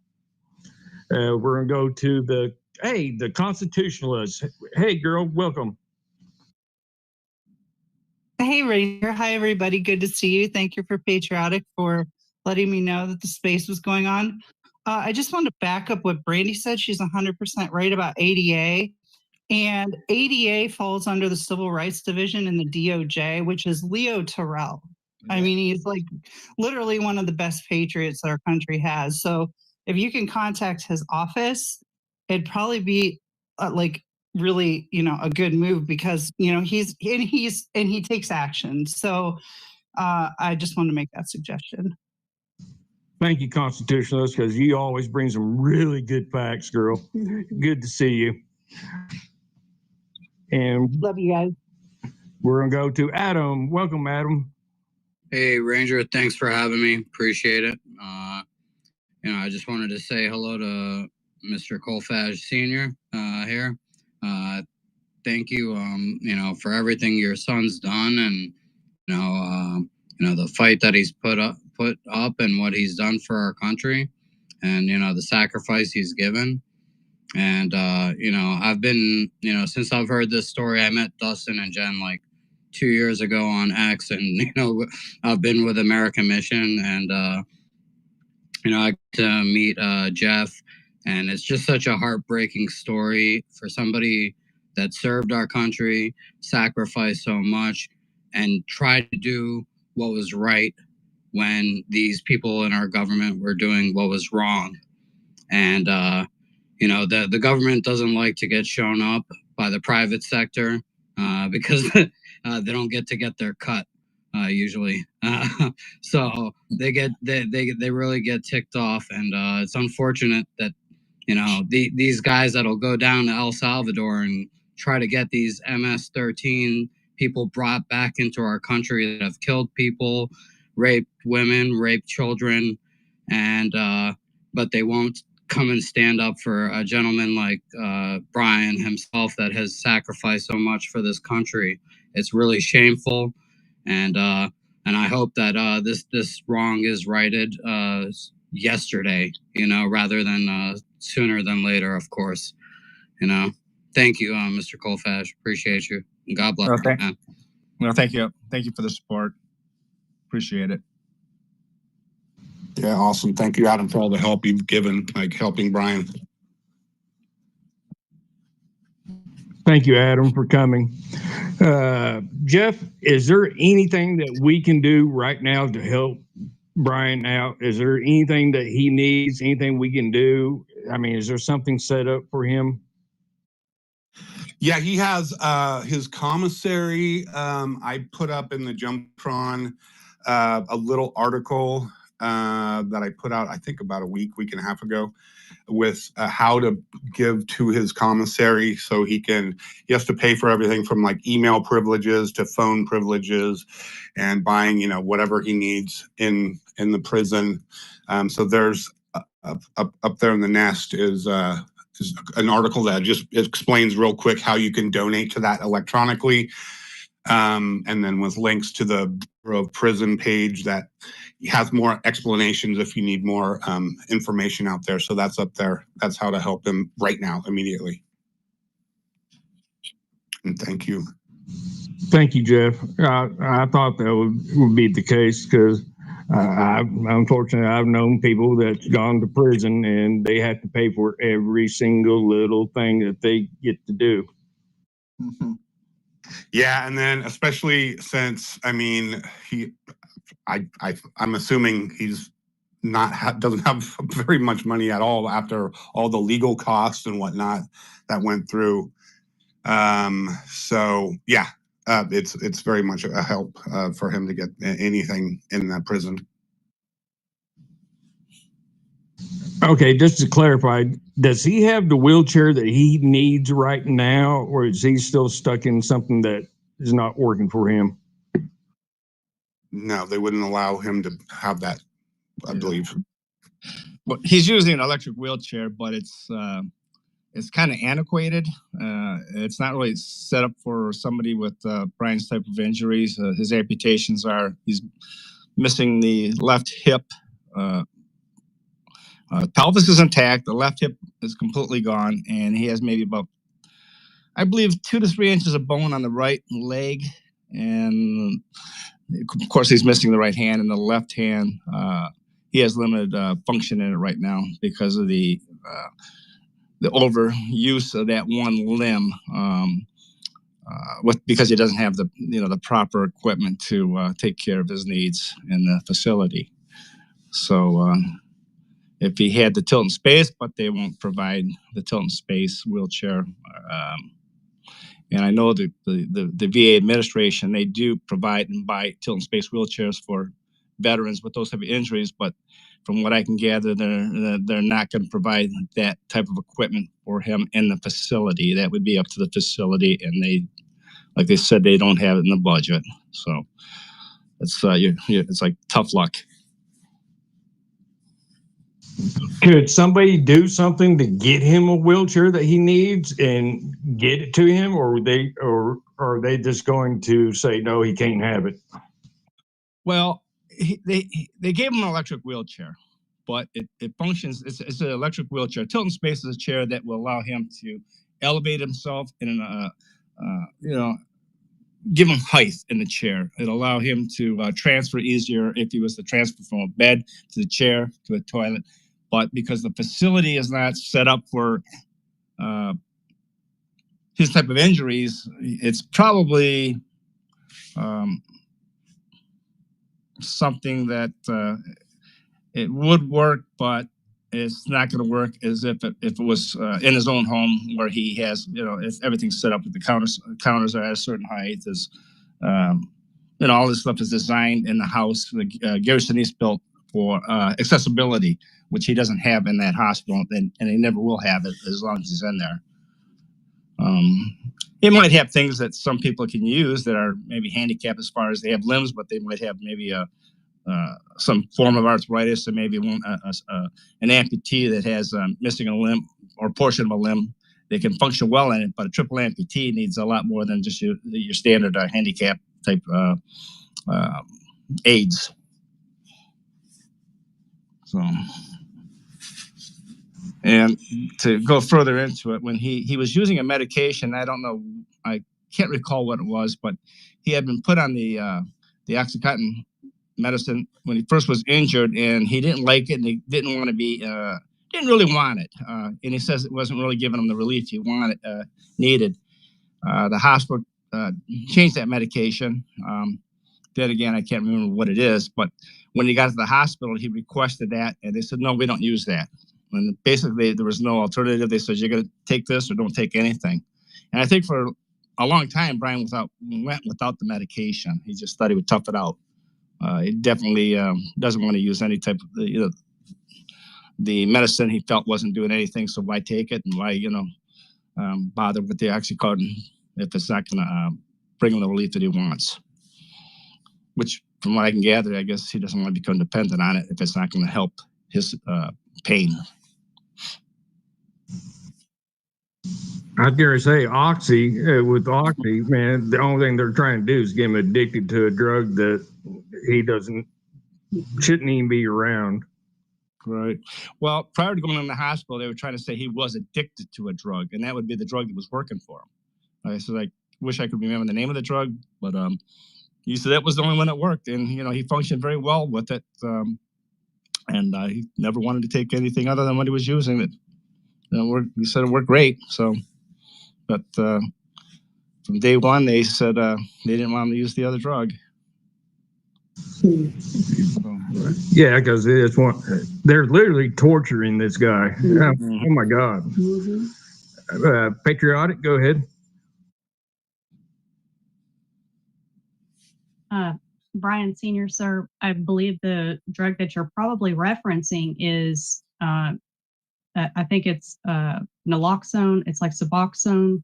And the reason that the VA will not prescribe that for pain. They make you go through basically substance abuse treatment in order to receive that medication, which is really messed up because not everybody's body is built the same chemically. Right. And if that's something that's going to help this hero, how dare them deny him the one thing that is bringing him some type of relief?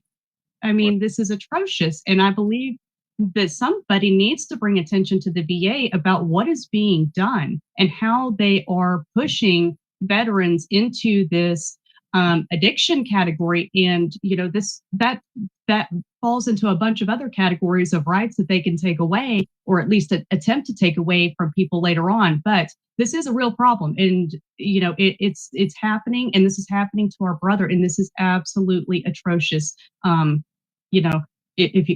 We've got to get something done about this. We've got to reach out to the VA as well, because they need to be held accountable. Right. I believe you are right. That was the medication that was working for him. And he's been using that medication probably since 2004. Now, could that be the reason why? Because from my understanding, I believe Suboxone is used for people getting off of opioids. And that's probably why they're trying to force it, he has to go under a rehab to get it when he's not addicted to opioids.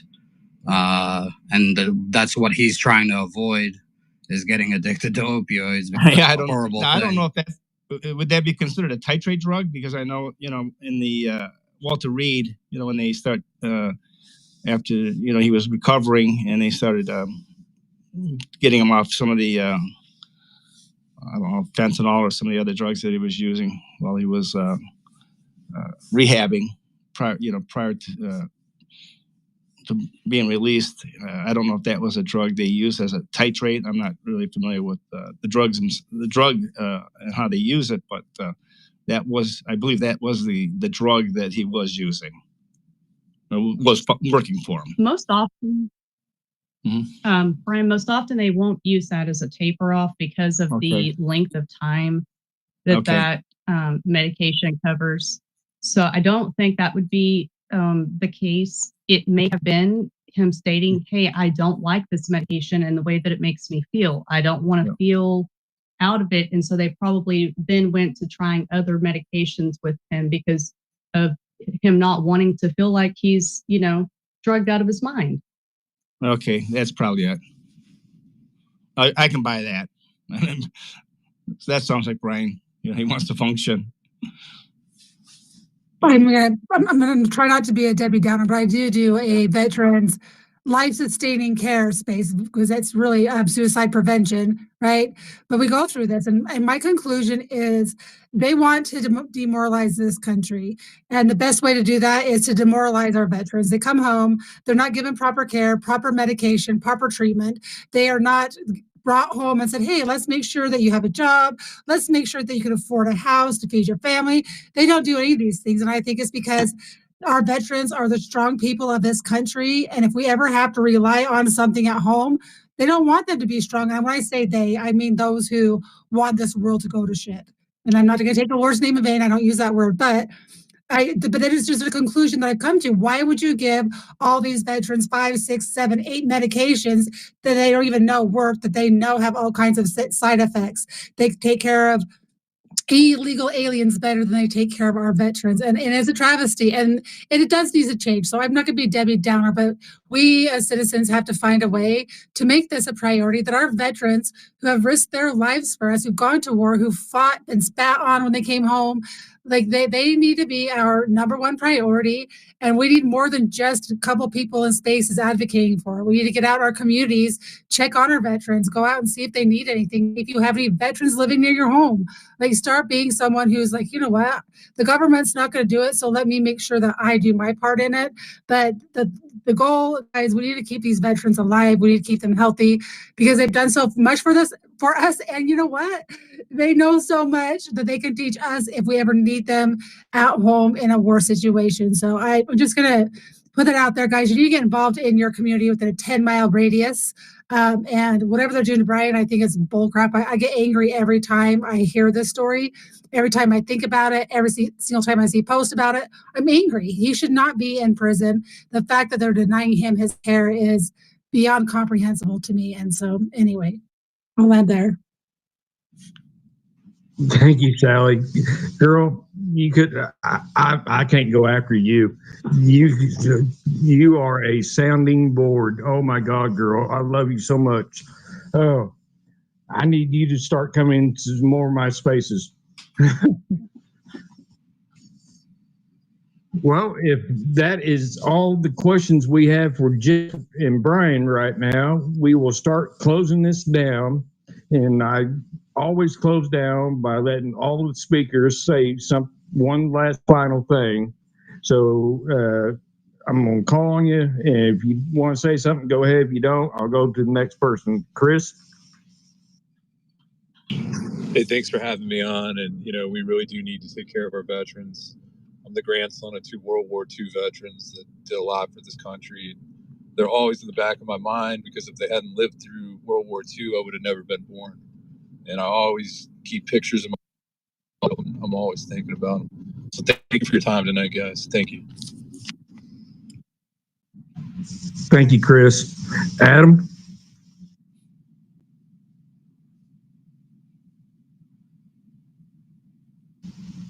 Okay, we'll go to patriotic, and don't you run away after you speak, because I got something else for you to do here in a second.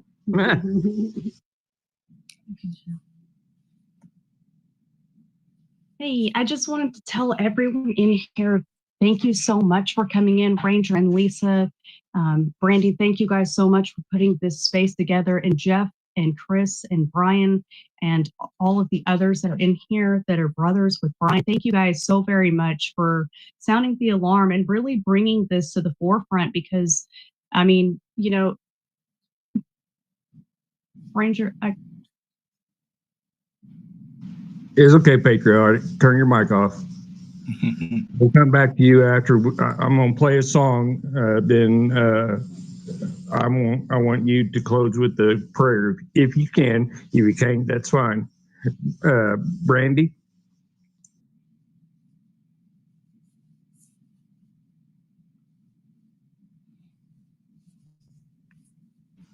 Brandy fell asleep, everybody, for a change.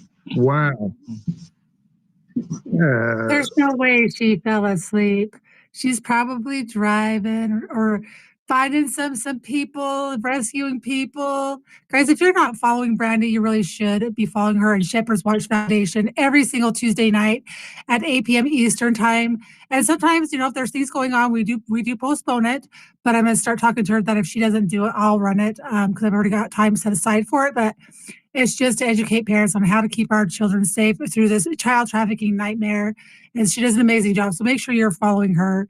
It's not a trauma bonding space. Let's educate us what's going on, what positive stuff's going on, and what do we need to focus on getting passed in legislation and other things. And she is a godsend to the community of child trafficking. And so thank you to her as well. So sorry, I just filled in the gaps well, because that's what she would say if she was here. Also, Sally, could I add, you know, my mother told me, I don't know if this is true or not, but supposedly President Trump is taking money that was allocated for the immigrants, essentially, for housing them in hotels and whatnot, the illegals, and he's putting that toward housing veterans. So I think hopefully we're making steps in the right direction. I don't know if that's true or not, but That's what my mother had told me. That is absolutely true. He did it yesterday. Thank God. So that Hoorah! And I'm not a veteran, but I just wanted to say hoorah to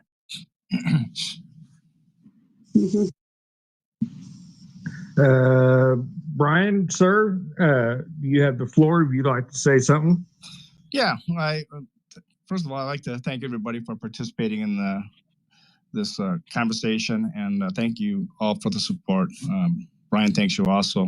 We'll keep the fight going and keep, and I'm sure Jeff will get the information to Brian of what's going on, and I definitely will pass it along if I message him later on tonight or tomorrow. Tomorrow morning, we do talk quite a bit or message quite a bit. So then again, thanks for everybody and what you've been doing and getting the word out. I appreciate it.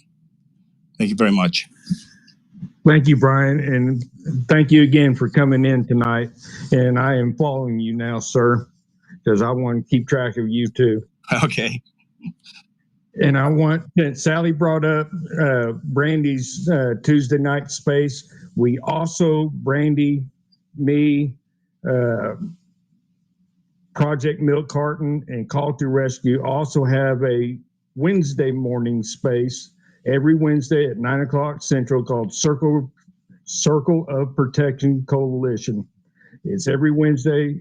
We do not talk about the same thing that she talks about on Tuesday night. We might hit on it, but it's more about teaching you how to look out for the real monsters that are out there that are after your children. So look for that one too. Jeff, sir, you have the final 9 minutes. So would you like to say something? Awesome. Thank you, Ranger. Yeah, I've been getting texts like over this entire space from different people involved in Rebuild the Wall and other people in politics that I know. And my real life buddy, longtime good buddy out here in California, Ron G. He's in the space right now, a combat veteran, Marine Corps, combat wounded. He has been huge in politics out here in the California Republican Party. He's good friends with Harmeet Dillon and has worked with her for a long time. And he just said he's been in touch with her and she's going to look into cruel and unusual punishment of Brian.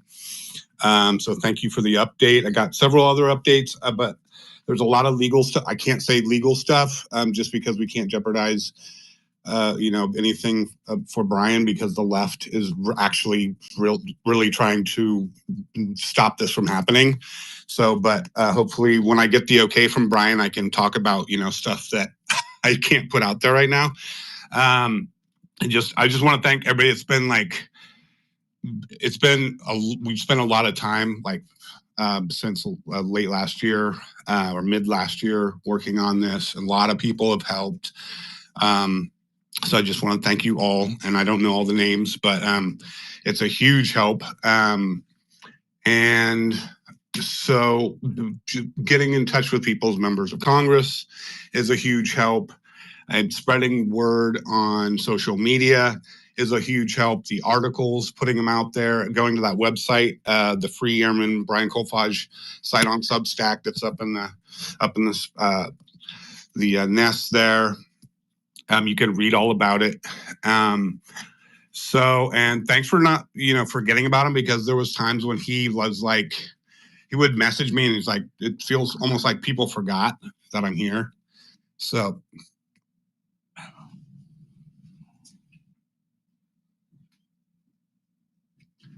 yes,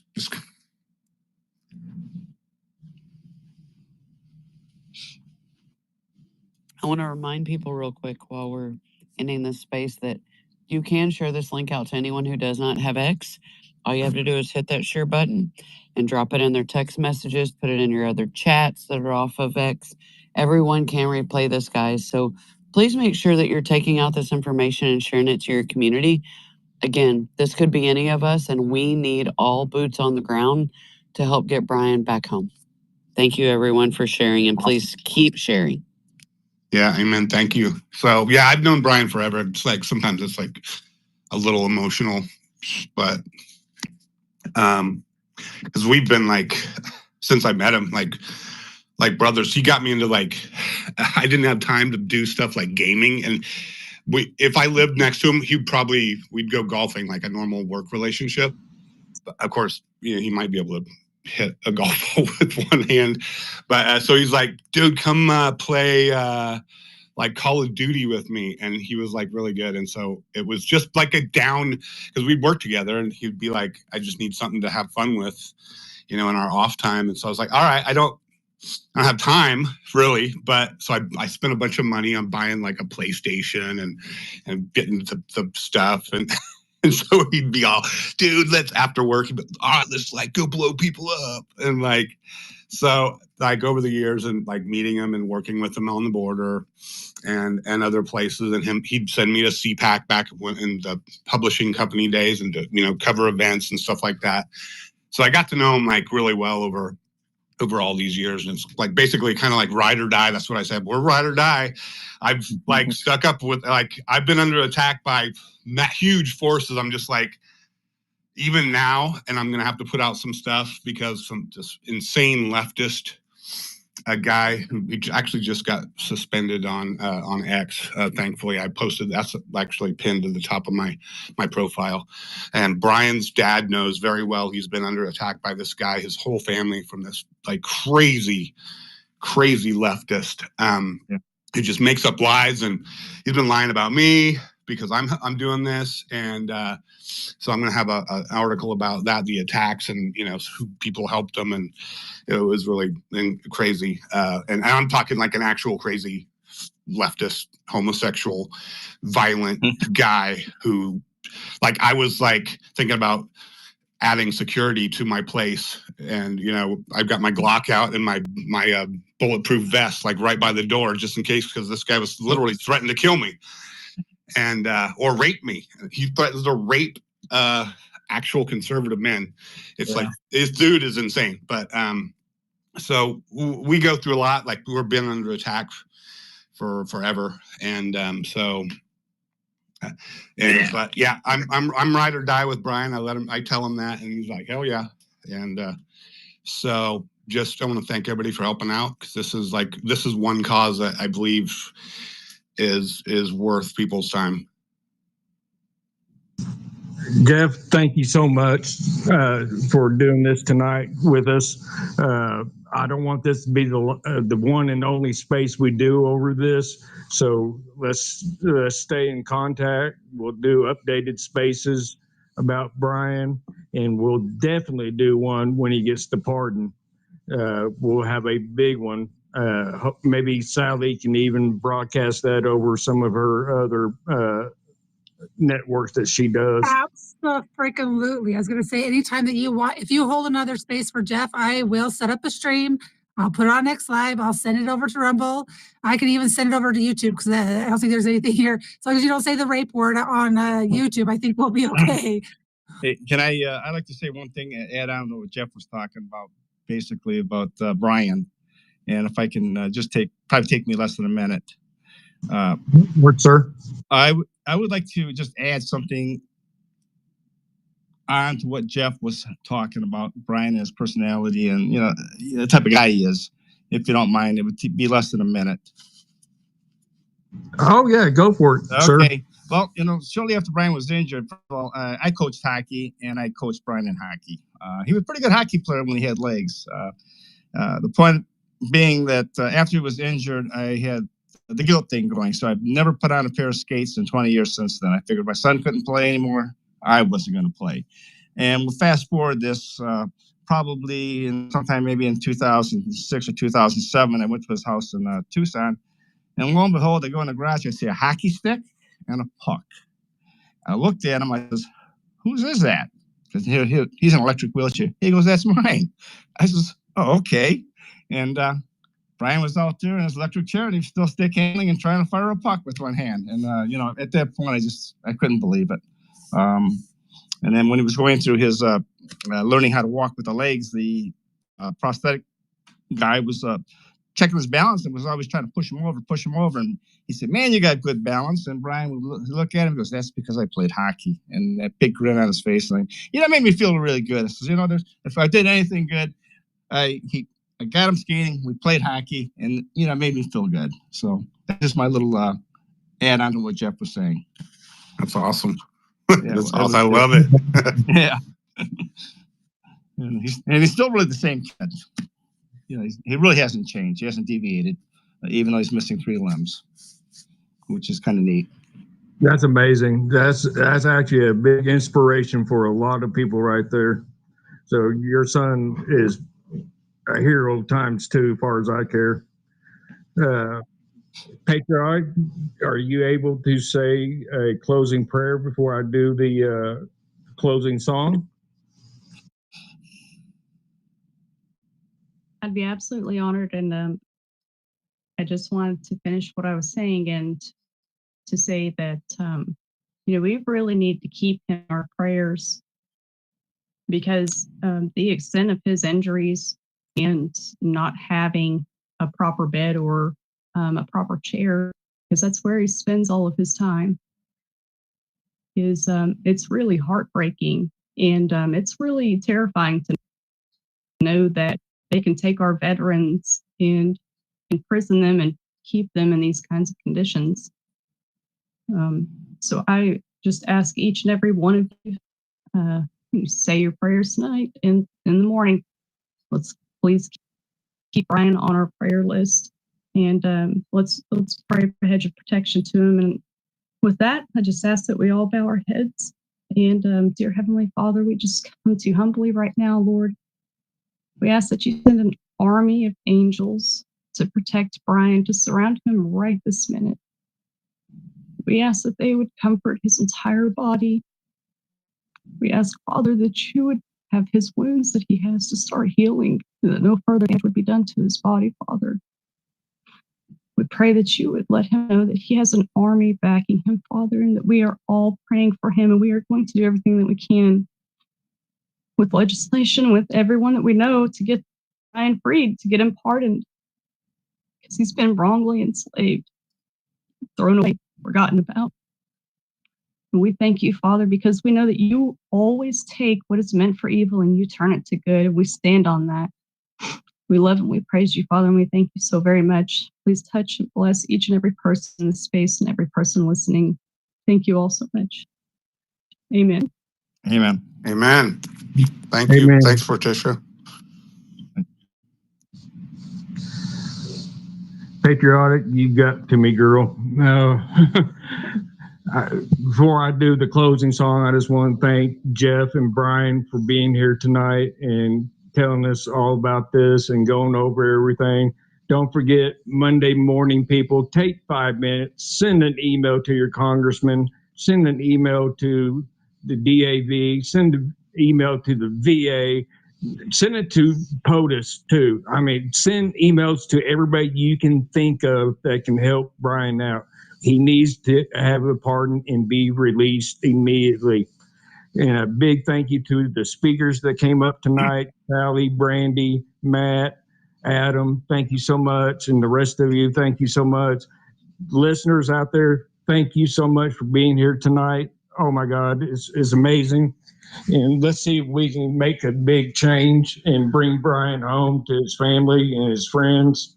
And from that, I say good night and enjoy the song.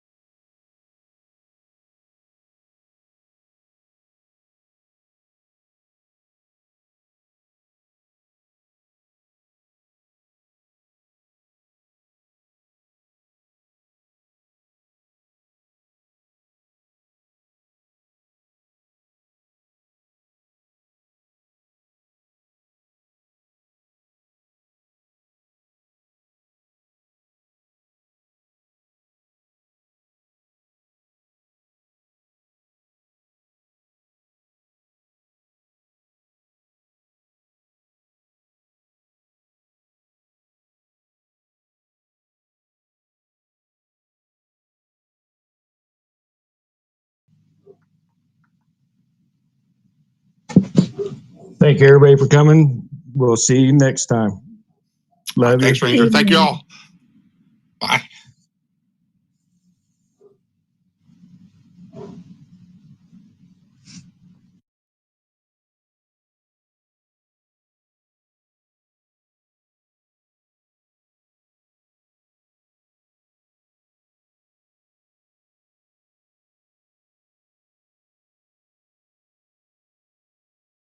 About 2020 right now. We gotta win. We want to keep the winning going, right? Thank you guys for being here. Brian, thank you so much for all your sacrifice for doing this and showing really what capitalism is all about, right? This is private enterprise at its finest, doing it better, faster, cheaper than anything else. And what you guys are doing is pretty amazing.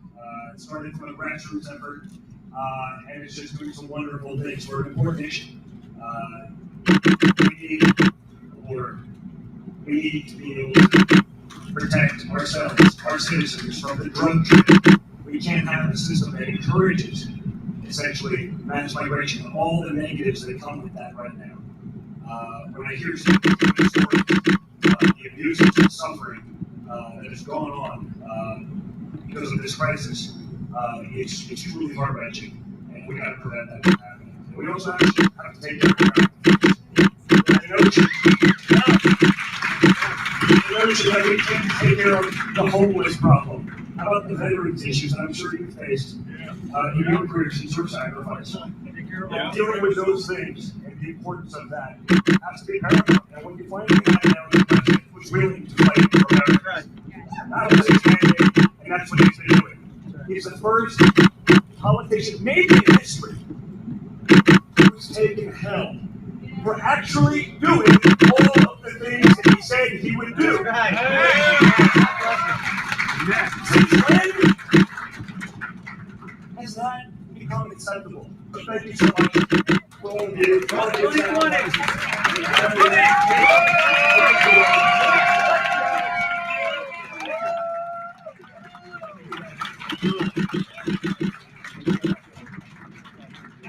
Thank you guys, really appreciate it.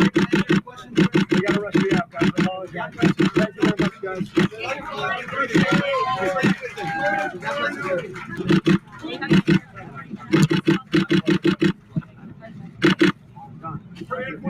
Thank you, sir.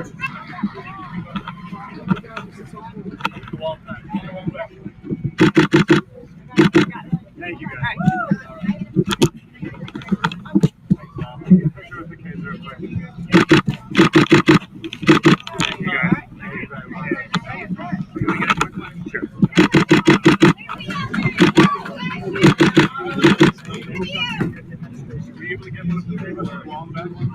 Text that to me right away. We'll put that up instantly.